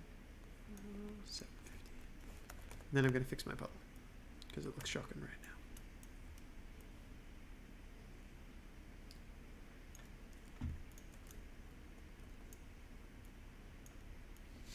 So I'm just adding a couple of these reflection actors to the scene because they'll better capture anything that I can't personally see the reflections of. Cool. So it's time for me to kind of address this puddle and look at how I could potentially have like a nicer situation going on with how this looks. So the first thing I want to do is I want to give the puddle actual color. That's reasonably easy. We can actually just get this and we can add what's called a vector parameter. And you could right click and do a search for vector and you'll find vector parameter somewhere in there. You can also just hold V and left click. And this lets us just create something called color that we can then dial in as we see fit. So if I wanted this to be, say, a very dark blue, I could kind of push that up to there and just have that value set. Now, the next bit is we need our puddle to actually look like a puddle. What I personally like to do in a situation like this is if we look at just this radial node that I added before, this goes from white to black. And if you were to ever subtract some noise from that, we just got a random noise texture, what that would look like is this. So see how that kind of creates something that looks a little bit more like a puddle would when it was on the grounds? Might go something a little bit cleaner like that. And if you ever want to, you're able to kind of like add a little bit of math in here to just crank up some of these things and increase the overall fidelity. Now keep in mind that things like this are available like throughout the engine for you to just look at and pull apart yourself. Don't feel like you need to necessarily make these. I just kind of wanted to demonstrate that like you can do a little bit of math every now and then to kind of create some stuff that looks pretty good and is going to be a little bit more appropriate for, you know, the scene that you may be creating. A little bit easier to dial in before.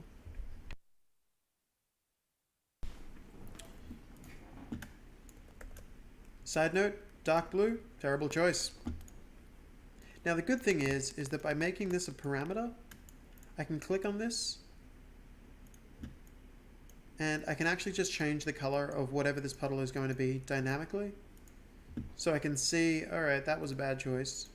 Maybe something that was a little bit of a gray is going to be okay. Maybe this kind of weird browny water.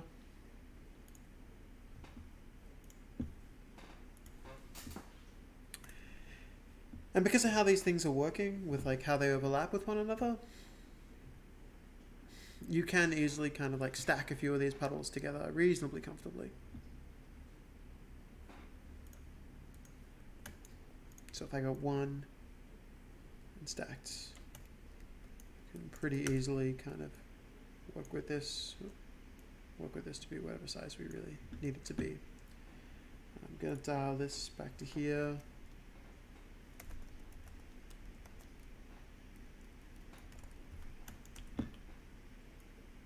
Just have things, okay.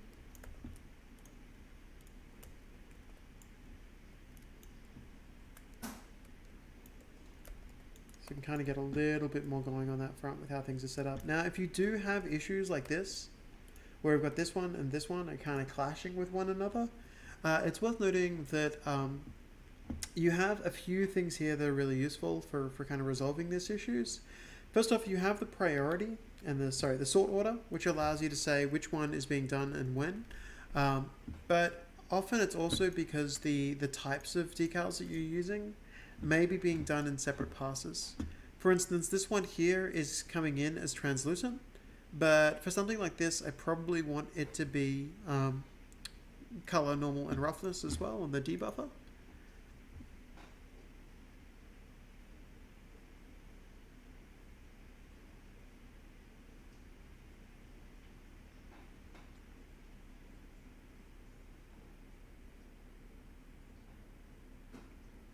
Give this just a second.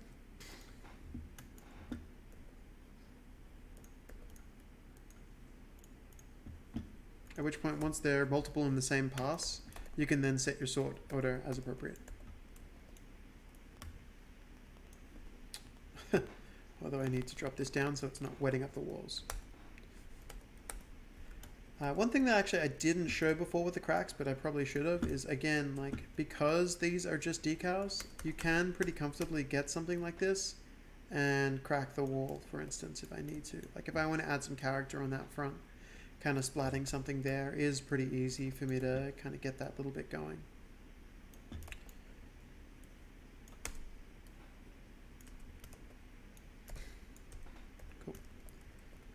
So with this kind of stuff going, it's worth us starting to look at getting like some piping and things like that going, just for some slightly more interesting decals. Okay, sorry, not decals, some slightly more interesting scenes.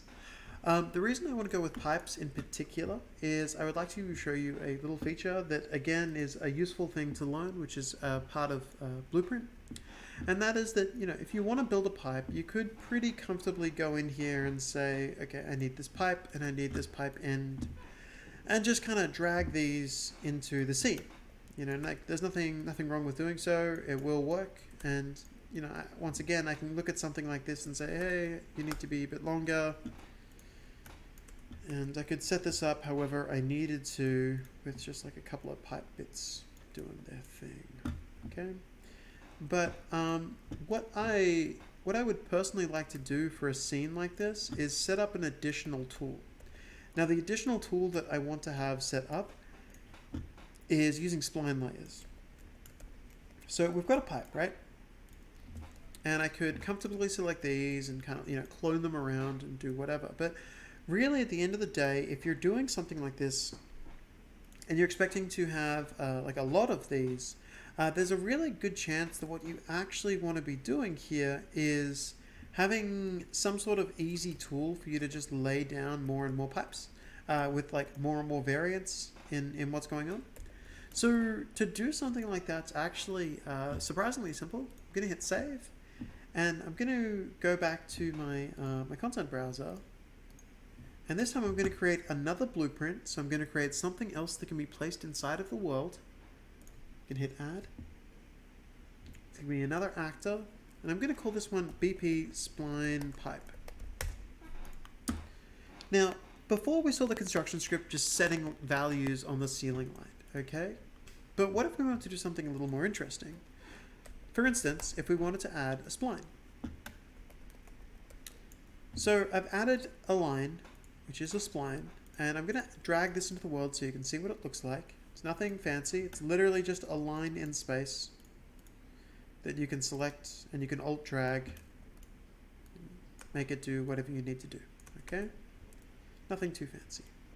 But the reason I brought this up is because we can do stuff in code with this whole concept of a spline. Like we can just extend on this or add to this however we need to.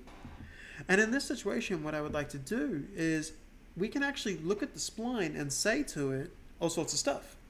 For instance, I can look at the spline and say, how many points do you have along the spline? Or tell me how many segments you've got along the spline.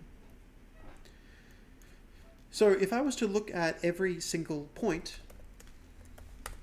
I can actually say, all right, get me a list of every single spline point. How many are there in the thing? And I could actually do something at each of them, which is really cool. So I could actually say, all right, let's count our way with a loop along the spline. And let's do something at every single stop. So the number of points is going to be 12. It's worth noting that the points actually are numbered from 0. So that would be 0.0, that would be 0.1. This would be, so 0, 1, 2, 3. So we actually don't want to count until the last number. We want to count from the last number minus 1. But by doing something like this, we can really comfortably then just say things like, all right, I want to add a static mesh at every single stop.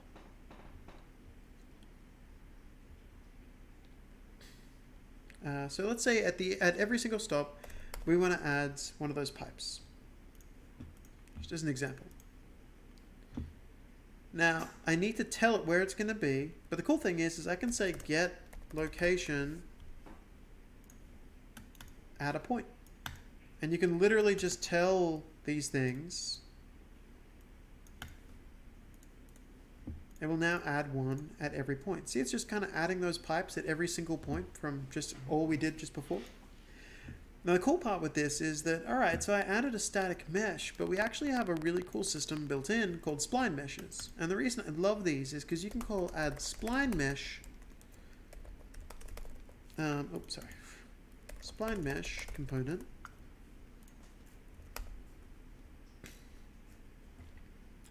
This will be this pipe. And you can actually say, alright, set the start and end. What the start and end does is it literally lets you say, alright, this pipe is actually going to bend itself automatically using the engine. And I want you to start here and end here. So think about where we need to end. If we're looking at the current point, I want to look and find out where the next point is. But that also means I don't want to run this loop on the very last piece. So I'm going to -2 instead of -1. Anyway, the TLDR of all of this is that if you get this and say, hey, show me the next point, we can comfortably say,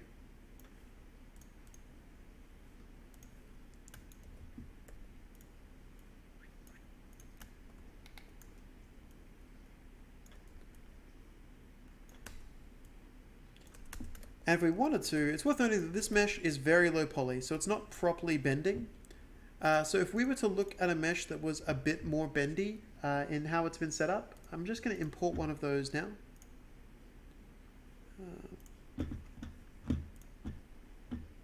Get this assets. Sorry folks, just grabbing it from a separate folder.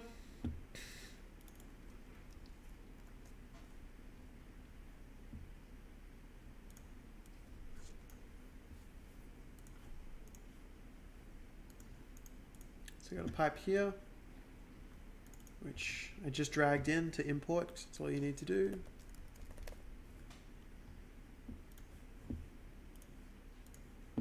So if I get something like this, and I tell it now to add a slightly nicer pipe, see we now have more curve going into that pipe, because it's kind of actually physically bending it as it needs to. And we could add all sorts of extra fun logic to this as well, right? Like if I wanted to, I could get something like this and say, hey, I want to add one of those little connectors at every single spline point. So every single time it adds a spline mesh component, I could also say add static mesh component that is whatever this thingo is, pipe clamp. Add a pipe clamp. And when it says where, I just say your current position. Oops. And that now adds one each time. And in this case, it's kind of just adding one of those little clamps to it.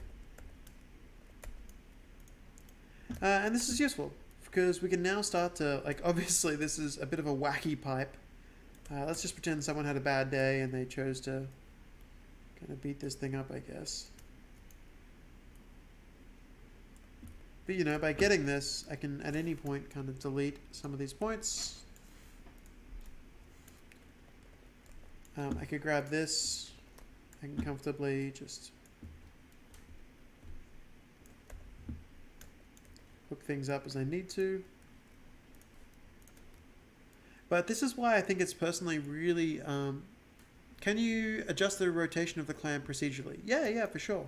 If you want to adjust the rotation of the clamp, you could look at the rotation of the point and then base it on that, which should work pretty well.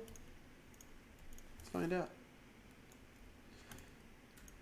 So if I get the location and then I tell it to get the angle, it'll do a really rough angle, but that's okay.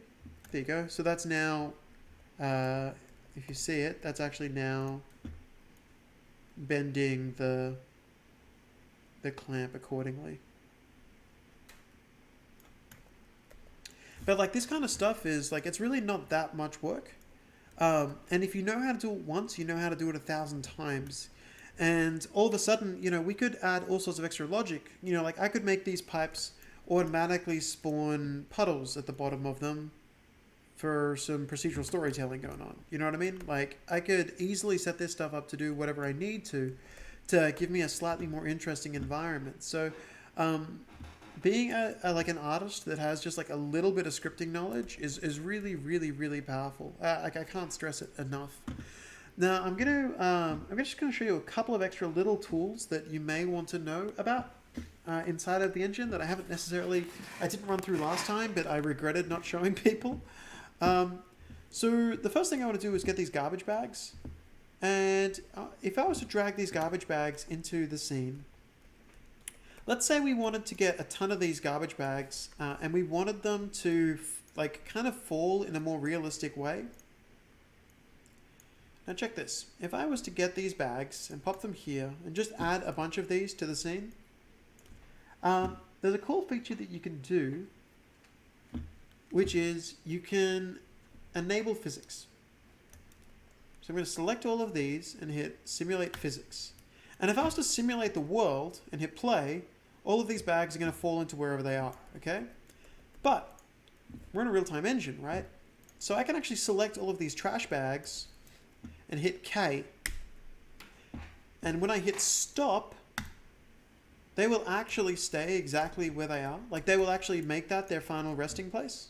So a cool thing there is you can kind of like dynamically create mess by setting things up and kind of knocking them over by playing the game, and then pop back into the editor and say, all right, keep everything where it is. So a really cool thing you can do when you're setting up a scene is you actually can make it a little bit of a game. You can set things up as you see fit. And you know, I mean, this no longer has to be simulating physics. I can now set these to be static assets. Now, obviously, garbage bags in real life are going to bend a bit and squish a bit, so this wasn't necessarily the best asset to be using. You know, if I had cans or debris of some sort, I would have used that. But I just want folks to be aware of that. There's a couple of features like that. And I'm just, like literally, all you need to do is press K. Another thing that's really useful here is, you know, if I want to, let's say I needed to add a lot of mess for some reason, I can use under the modes the foliage mode. And we're going to go into this more tomorrow when we're generating procedural forests. But for something like this, I can literally select. I mean, let's just use all make garbage bag again. But if I was to grab these garbage bags and drag it into my foliage type, you can actually physically just paint these in and shift to unpaint. And you can set up density rules. So I can click on this and say, hey, you need to be a density of say 120. And you need to have a scale that is random between 0.8 and 1.1. And now as we paint in bags, they're going to have slightly different heights. I can just quickly just knock away with those as we see fit. But this can be really useful if you're going to be adding a lot of mess to a scene. You can just kind of step through it and be like, I'm going to paint through these and spray some stuff. And you can actually set up all sorts of values here. Like this has aligning to normal, but it also has like maximum ground slope angles. So this is telling it to not paint on surfaces that are beyond 45 degrees. And, you know, you can crank this up and all of a sudden you're theoretically going to be painting garbage bags on the walls. It's up to you how you want to set these things up. But yeah, keep this little tool in mind, because I personally I do find it pretty valuable for the right kind of scenes. A lot of people think to themselves that it has to explicitly be used in outdoor environments, but it's a bit of a misnomer calling it the foliage tool, because really it's just the spray stuff into the scene tool, and it happens to be used a lot for foliage. Okay. Now, as far as other things are concerned, in terms of like getting your base scenes up and running, obviously there's a lot I could have done with setting up this type of stuff to just be slightly prettier. But there's definitely a few little things that are worth going into now. Just before we do, I'm going to kick off one last build just before I kind of fire into post-processing, and then I'm going to hand it over to Alex, who's going to cover real-time ray tracing. So I'm just going to quickly fire off one last build. Just really wanted an extra pipe. Cool. So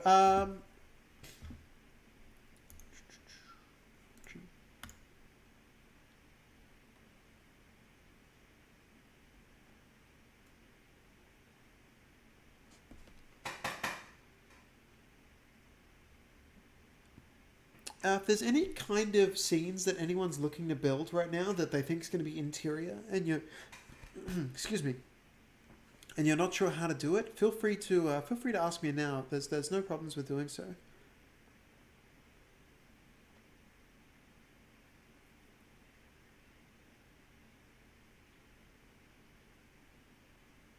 Someone said extra boxes for each wall.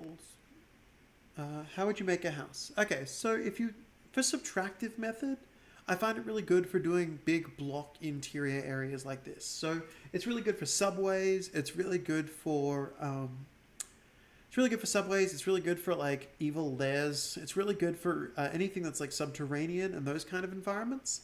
But if you are building a house where you need each wall to really carefully be placed and you need to be able to shift them around, but only within a little bit of reason, a house is when I would use an additive approach instead of a subtractive approach. So for something like this, like I did do a subway that I knew was going to have big corridors for the most part. I wasn't going to have thin walls that were next to each other.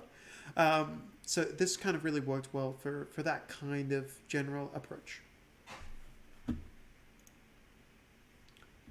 I've got a lot more meshes inside the world right now that I didn't have before, which is why it's taking just a little bit longer for us to build everything.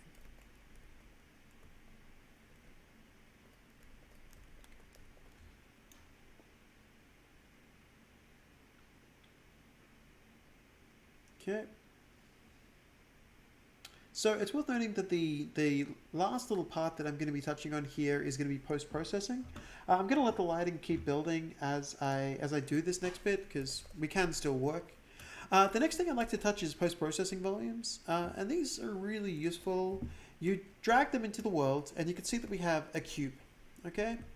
But what's really cool about post-processing volumes is we can basically set up everything that would happen for like the color grading and all of that kind of stuff that would happen after the screen itself is rendered.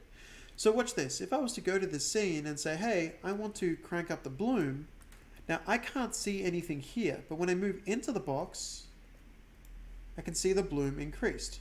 Off, on. Not there, lots there. You know, and I can change this threshold to choose when stuff starts to bloom. I can set up all sorts of like nice little settings here. So I could be like, hey, let's go like a ridiculous level of bloom. But we only want to do it on stuff that's really like hitting a certain threshold for this touch. So you know, why don't we go 0.1? 0.1, like reducing it is going to get more bloom on everything. Increasing it to like 0.5 is only going to get certain objects kind of kicking in with that bloom. Side note, never turn your bloom up quite as high as I did. That's just going to get people judging you a bit. It's worth noting as well that we have both regular bloom and convolution bloom. Convolution bloom is way more expensive in terms of performance, but it is a lot prettier. Now, outside of obviously your bloom settings, we have things like dirt masks, which allow you to actually kind of put that little bit of grunge on your screen. So when you select dirt mask, you actually need to select a dirt mask texture as well. So I'm going to select one, just type in the word dirt. There is one already in the engine. Seems like I crashed it. Sorry, folks. For some reason, I've been having some instability when running Unreal alongside OBS. So my apologies. Had a couple of questions in the meantime, which I'll answer while I wait for this to reload. What method would you use to make a more organic tunnel like a scene with a mine shaft? That's a great question. I'd actually probably look at using Unreal's new modeling tools. They're experimental at the moment, but they're pretty solid for that. What you can do is when you build an outdoor environment, you can actually build the environment, but then you can build the environment, but then paint holes into the landscape. And when you kind of paint those holes into the landscape, all right, this didn't save my built lighting, unfortunately. When you paint those holes into the landscape, it lets you then like comfortably just put build those tubes and such that kind of follow on from that. Someone said I'm going to have to mix an interior and exterior. There's one scene with a cafe that opens up to a longer street. Look, so cafe is going to have much more natural, nice, general lighting. I would actually probably light a cafe in a very similar way to how I lit So I'm trying to figure out what just broke. The cracks have broken. Okay. I would probably light a cafe in a very similar way to how I handled my general outdoor environment lights, and then I would add the appropriate extra little bits and pieces that are necessary there. Creating an interior with flame torches. What's the best way to do this?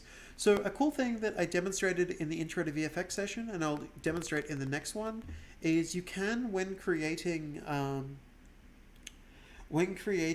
visual effects, you can actually tell the particles themselves to create lights. So you can use the particle data to fuel lights within your scene. I'm just going to re-download the crack decal because it didn't save. There it is.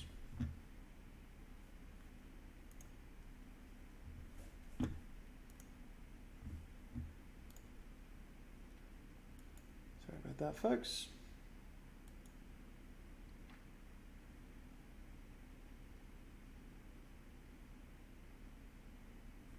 Great. Got this. I'm just going to make sure the parent has been still correctly set up. It has. So now all I need to do is just reconnect the crack.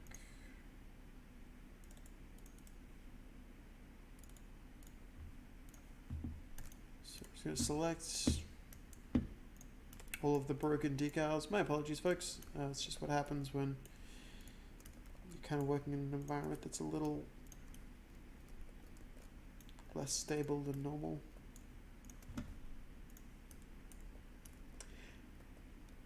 Cool. You can see that the auto exposure is kicking in right now, which is what's kind of really brightening everything up.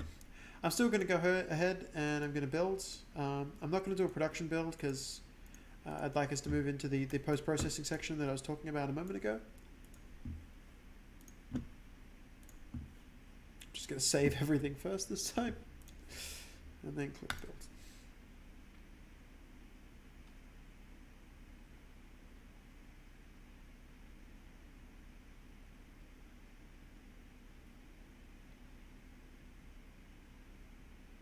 Okay.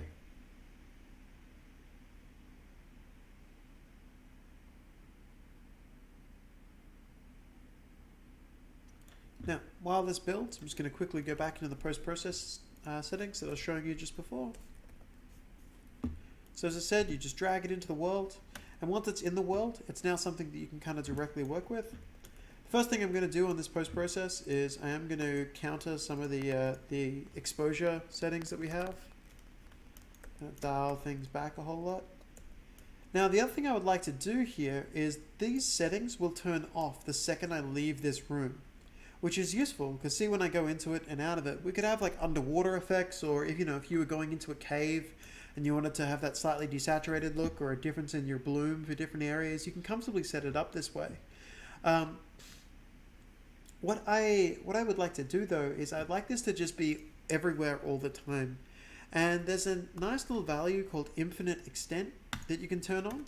And now this will just always be on. So no matter where you are. However, if you create more of them, those will then override those parameters. So you can kind of create a big one and then override it where necessary. Let's just kind of grade this up a little bit. Get thresholds.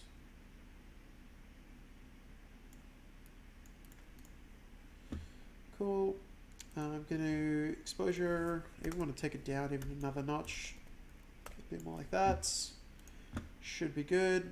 You've got a couple of little nicer things you may be used to, so like things like your chromatic aberration, which you can see there. If I dial it off, turn it on, we're kind of separating the red, green, blue values to kind of create some more, like a potentially more filmic effect, or a lensed effect I should say. Which is kind of cool. Dirt masking is what I was demonstrating just before we were rudely interrupted. You may not be able to see it immediately from the get-go, but what actually is happening with dirt masking is if I turn this up to a ridiculous amount, it actually just puts dirt on the lens that will then catch light in certain scenes. So having that in there can look nice, just create a couple of imperfections that may feel good for certain setups. just going to quickly fix this gray here because it's really hurting me. Oh, much better. Cool. Cool. And while we've got that going, some other post-process settings. It's worth going into. Obviously, you've got your lens flares, which you don't want to go too crazy on, but you can set up your. There you go. You can see that was disgusting. Let's never do that again. You want to go very soft on your lens flares. You can change your bokeh size. You can actually change the shape of them too, which is kind of cool. So if I want to have a really high, set you here. And you can also change every single tint along the way for any of your bokeh.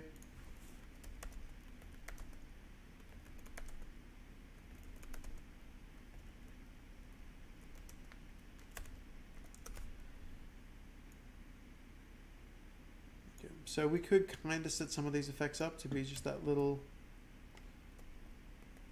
might be what you're after, it might be what you've spent your entire life trying to avoid, up to you. So yeah, the post-processing settings, and then we get down to color grading, so you're balancing your shadows, your midtones, your highlights, etc, etc. I'm not going to go into those because we're kind of running a little low on time. So it's at this point, I'm just going to show you one last little setting that I would suggest potentially enabling in your projects, which is if you go to your project settings, I'm going to pull this all the way over here so you can see it as it turns on. You can set up screen space global illumination called SSGI. And this will give you just slightly nicer dynamic bounce calculations for your global illumination settings. So I'm not sure if you can comfortably see what's going on there, but you should see that this bounce lighting coming off of the dynamic cascade is kind of getting bounced into the scene a little bit nicer. And it's kind of anchoring everything into the scene just that little bit more. I'll go over here. So I would strongly recommend turning that on. It's a newer setting, but it really does help kind of just pull the whole scene together. So by all means, please consider turning that on. Basically what it does is it works out, if you can see the bounce light source, even if it is dynamic, it will bounce that lighting into and around the scene in screen space. It's a really, really cool technique that's pretty close to magic, but I really love it for just kind of anchoring everything together and getting the feel that I really wanted things to have. Cool, so this was it for my section. Alex, you all good for running through the ray tracing section of yours now? Yep, sure. Cool. All right.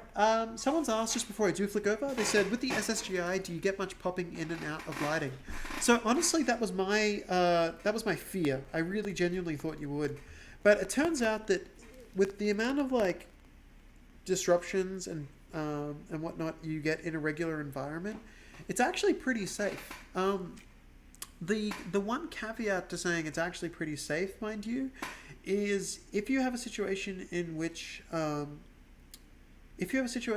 you have like a bright red wall just here, if I was to look that way, I'm not going to see the bounce light from the red anymore. It'll fade out softly and then fade back in. So you will notice it for really, really like obvious things at very specific angles, but honestly, it's one of those things that does have problems on an academic level, but with the amount of actual noise that you get in a lot of these scenes, it's generally pretty good. Someone asked if it affects performance and is it okay to turn on. So you can actually check performance at any point. It's your SSGI is, where are you, SSGI?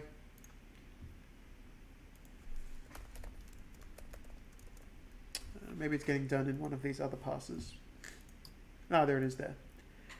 So if we open up this, SSGI accounts for 3 milliseconds of our frame time. So if I was to look at it, SSGI is being done.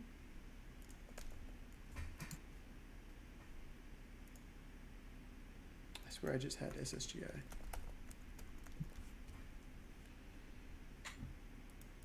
Sorry, it's being done.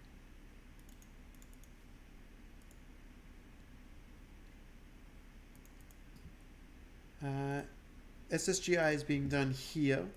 of that section. So it accounts for 3 milliseconds in a frame that is collectively taking 10 milliseconds. However, 10 milliseconds means that I'm currently running it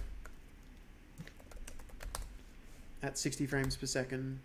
So it's does it have expense? Yes, but it's not too bad. Claude asked, it fades in and out with no popping. Yeah, it's pretty soft for the most part. It's like, try it out in your projects. It's literally a checkbox. But I've had really, really, really good experiences with it. And honestly, I went into it fully expecting to be like, huh, this is the worst. And you know, then I was thankfully proven wrong, which was pretty good. So like, it's one of those times where I'm like, oh, I'm glad I was proven wrong. So this was our scene, and it was really, really basic. Kim said, what is the best way to check scale? So if you're talking about the scale of like things in the world, that's a great question. I like to use this, which is just like obviously for analyzing your reflections and your color values. If you hold backslash, you can see this. But I also I know how big this is, and I think it's collectively it adds up to a 1 meter sized box. If you want to work to a better metric than that, which I totally understand, my suggestion is either pull in a default asset or go to the engine content and grab something from that front that you have for regular scale. If you're talking about scale in terms of like, I really need to know exactly how many centimeters this is, what you can do is, if you're looking at anything in the orthographic view, you can hold down the middle mouse like a button, and it actually gives you a ruler. So I can see exactly like, all right, that's 755 units from there to there. So it depends on whether you're looking for scale in terms of point of reference or actual literal size of something in a scene. Hopefully that answers that part. I'm now going to flick over to Alex now, who's going to run you through just a really quick demo of real-time ray tracing and show you how to get that all set up in one of the learn samples that you yourself were able to pull down. Alex, I will switch it over to you when I work out how to use Discord. It's all good. Are you showing your screen yet? You're not. There we go. Watch stream. I am now. Yeah, okay. I was like, I can't use Discord. Turns out I can use Discord. Cool. Cool. Awesome. Hang on. Just hitting the button. Sorry. Great. And we are live. No worries. So, hey guys, I'm Alex. Actually, I just realized my camera isn't on. Here we go. That works. Hey guys, I'm Alex. I'm one of the evangelists here with Chris. I'm mostly on the engineering side, so bear with me. I am no artist. However, I'm here to show you all about ray tracing in the engine. Since I think, Chris, it was 4.2.2, right? RTT or RT first implementation was 4.22. Yeah. So we've had the ray tracing in the engine for quite a while now, and it's become quite mature. Like we've got not screen space, but ray trace reflections, ambient occlusion, shadows, and global illumination. It's quite powerful. As you can see, this scene is being completely illuminated by the ray tracing system and all hardware ray traced. So it's all real time, running at 60 frames a second. Actually, I'll full screen this so that we can get a good look at everything, assuming it doesn't hitch. Sorry, I've got a couple of things Shift running in the F11? background. It won't work with the second screen, unfortunately. But yeah, it's looks really pretty. But how to enable this is essentially go to Edit, Project Settings, and then go to the rendering category. It should be just down here. And there is a Enable Ray Tracing checkbox. It's just down the bottom here. All you have to do is enable that, and then go down into the Windows Platform section and change the renderer to default RHI to DirectX 12. And so once you do that, what you have to do is restart the engine, let all of the shaders compile, go get a coffee. It might take about 10 minutes depending on what computer you have. And then when you come back, you'll be greeted with all of your shaders being cooked for using the ray tracing pipeline. So it's as easy as just dragging in a point light or any type of light into the scene. I'll dial this guy up a little bit. And it all works out of the box like the normal lighting pipeline. The only exceptions are that you're able to actually control ray tracing specific stuff like the samples per pixel and whether or not you cast ray tracing shadows, reflections, and global illumination and affect that stuff. So it's quite powerful. You can also go into the post-processing settings. So if we look for the post-process volume in here, there's a couple of options in here that you can modify and play around with, like ray traced AO. And the main thing is being able to enable and disable. It's happened again. Sorry. Every time I open up Sequencer and close it again, it doesn't allow me to enable and disable it.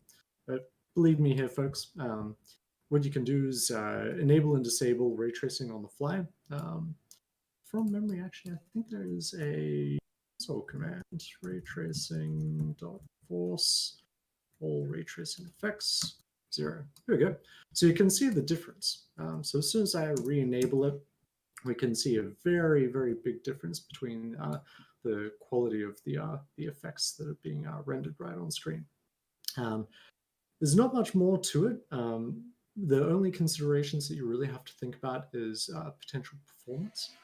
Naturally, ray traced scenes are only available on certain hardware, usually RTX cards, and I think the GTX 1660 Super, I think, is the other one, right, Chris? I'm gonna just assume it's something that's better than my laptop. Yeah. So unfortunately, Chris doesn't have an RTX card. I'm getting some flickering on the stream here. It seems like it happened after you switched that console command. Yeah, it's probably the console command. I've enabled absolutely everything, but it's probably something to do with retraced reflections and everything else. So yeah, normally there's not everything is enabled in this scene. So okay. So ignore that for if now, you can you bump the level to fix it? Yeah. I'll one tick. I'll find the map again. Don't save. It's still doing it at the moment. Oh no, it's good now. Fixed. There we go. Cool. So yeah, there's a couple of considerations as well. Obviously, hardware is part of it. You need to have a particular graphics card that supports it. It only works on Windows at the moment, which is unfortunate. But hopefully, we see some love on the Vulkan side too. Yeah, you can combine this with a couple of other techniques in the engine, like baked lighting and such. So, for example, using the post-process volume, if you want, you can make this volume just a certain section and maybe an interior level, like what Chris was working with, and enforcing only ray tracing in that area. And then everywhere else might have baked lighting. So you might have an outdoor environment where you're just like, I really don't want to have to spend the cost of ray tracing here, so let's have it use baked lighting, versus going into an interior scene where you can really contain and optimize the heck out of everything in that one level, right? You could just then go, okay, let's enable ray tracing here, and look super pretty. So I actually grabbed, while we were waiting, if it will show up, that's on the other screen. Actually grabbed Chris's scene and played around with it with a bit of ray tracing. Now, I am no lighting artist, so bear with me. It's quite simple, like being able to put in, for example, a couple of physics objects. So I've actually enabled physics on this light and give it a little tap every now and then to just let it swing across, get a bit of a horror feel to it. Chris left in some flickering lights, which absolutely added a level of touch that I was looking for this horror environment. Nice. And you can start seeing stuff like once the light comes back through. If you drag in you should be able to drag in a skylight to get a movable skylight. Oh, It would yeah. look really good with ray tracing. Check that I don't already have one. There we go. Set it to Yeah, I think I movable. removed it before. There we go. Oh, Cool. okay. No, never Beautiful. mind. That's not properly bouncing in. Yeah, You may probably need to not. set it up differently for ray tracing. All right, delete that. Ignore that. Yeah. So anyway, I'll reload this guy again. And don't save. Yes. Anyway, so super simple. Using a couple of techniques like being able to put in physics actors and stuff like that, attaching lights and stuff. Really sets your scene apart. You don't have to then take it into the tools that you'll see later on this week, like sequencer and having to animate absolutely everything. You can use physics and stuff like that in the scene. Um, yeah, I think that's the majority of the ray tracing side of things. There's not really too much to it. Obviously, only considering performance, how many bounces you'll use. When you take this into the render pipeline, if you want, you can crank the bounce count right up, and then just let it render for as long as possible, and really get the fidelity. Or while you're running, you could even just disable ray tracing, because you can probably hear my computer screaming its fans right now in the background potentially, but it does take a little bit more performance, and you could fall back to the normal dynamically lit deferred rendering pipeline rather than the full ray trace pipeline, just to save on a bit of performance and work on the side. So yeah, is there any questions, I guess? I'll switch it over to the camera view now with all of us, so we can all have able to answer any Q&A that may pop up. Yeah, Luke mentions Afterburner. I actually have a custom curve to set up. I should really enable that for these streams. Cool. Okay, I've just flicked over the stream to be for the three of us. Just realized I have not turned on the cameras correctly. Sorry, folks. I am new to Discord, and you would think after a week of doing this, I would have it down pat, but alas. Here's... That's so good. Oh, wait, no, I actually know what I'm doing. It's just Tony's camera isn't on, I think. Hey, potentially not. All right. So if anyone has any questions, now's the time to ask. There's obviously Alex and myself here that can answer some technical questions, but we can answer some general questions about the projects and about the overview of the program itself as well. So Yeah. if anyone has any questions, now's the time. While people are typing questions, I thought I'd show this little script. I literally whipped this up in probably about Do you want to zoom back 5 in? minutes or something like that. Yeah, you can if you want. Okay, there we go. But Kim Allen mentioned the swinging light. It is actually super simple. What you can do is you can add a physics constraint. So you can kind of see here that there's how the light is set up. You've got one mesh that's here, a rectangular light that's attached to it. It's got the offset. I should probably fix that up. That's fine. Let's just ignore that. And a physics constraint that actually attaches to the light. And what I've done is I've set the physics constraint to have a limited swing axis. So it only swings across one angle. And then on begin play, what I do is I just give it a little kick, a little bit of impulse. And every single time that physics body then goes to sleep, which is essentially it stops or gets slow enough to be considered for stopping, you'll just give it another kick. So a bit of a little a hack just to skip a fair bit of animation in Sequencer or in another DCC tool, right? And it really adds to it, I think. I'm just going to quickly load. So one other thing, just for anyone that has joined this session today for the first time, I do want to highlight content examples. So if you go to the Learn tab of the Unreal Engine launcher, we have a lot of free content that you're welcome to pull apart and examine. And you can use these in your own projects as well. So this is everything from virtual cameras to face AR samples. But this one up here, content examples, is really, really powerful. And if we actually look at what is in the content examples, you'll get a better idea of just how things work within Unreal. And I can't stress enough just how useful it is to go through something like this and look at your relevant discipline. So I'll open this up. And let's say that you're a developer that's, let's say you're a lighting artist and you're working on getting your scene together for the first time, kind of touching a lighting environment. aside from being able to obviously look at the actual lit samples, it's worth noting that what you can do is you can go to File, Open Level, and then you can select levels to do with different things.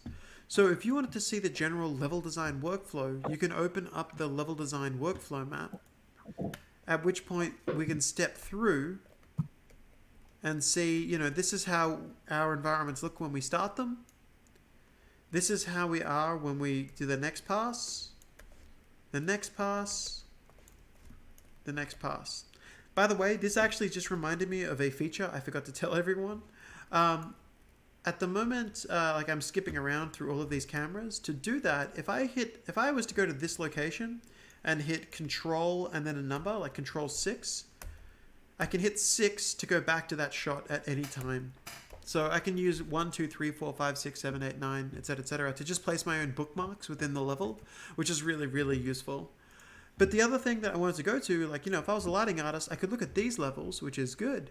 But importantly, I could also just go to the level that is called lighting.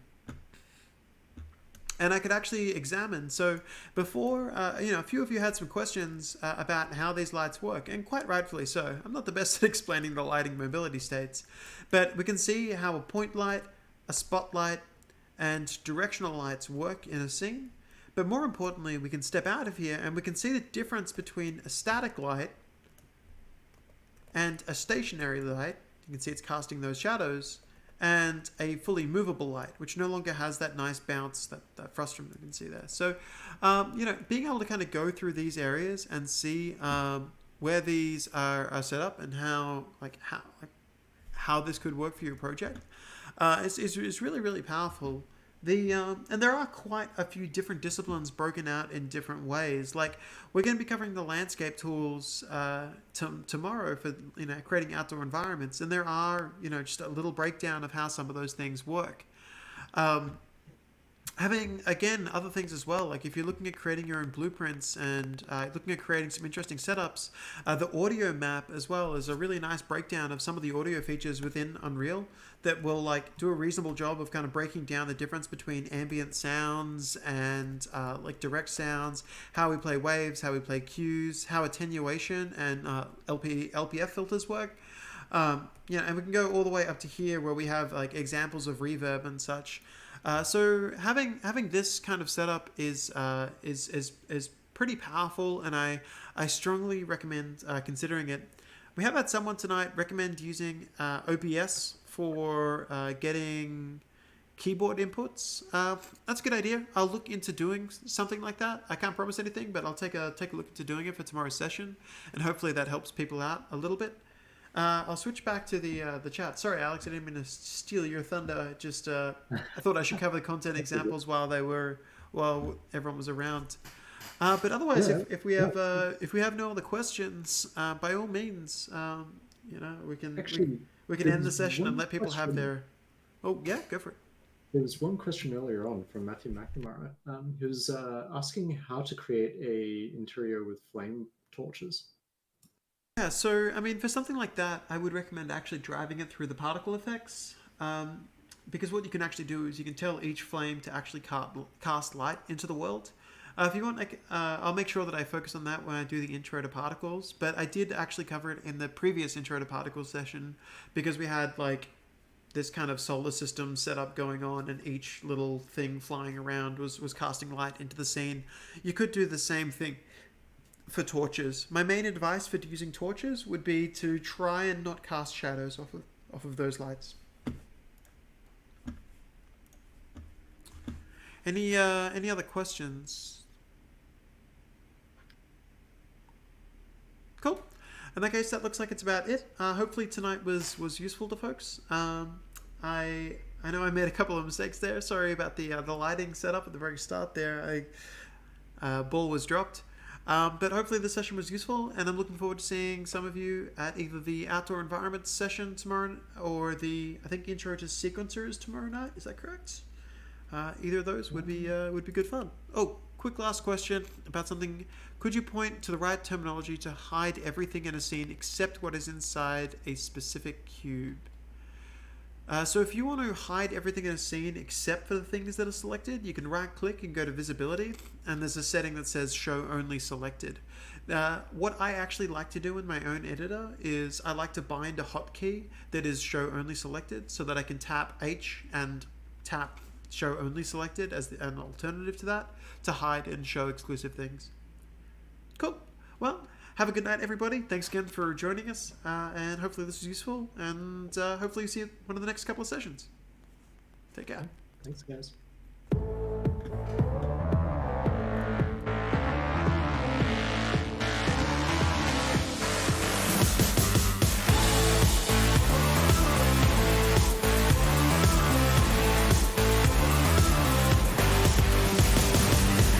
Tell me, is this thing on now? I've been working long like a marathon now. Tying up words, making them a ball now. Tell me, who turned on the alarm now? I got a message when they put it in a song now. I'll see you later, all the haters got it wrong now. We're touching the lightning, we're coming alive, yeah. We're feeling inside, yeah. We got the power.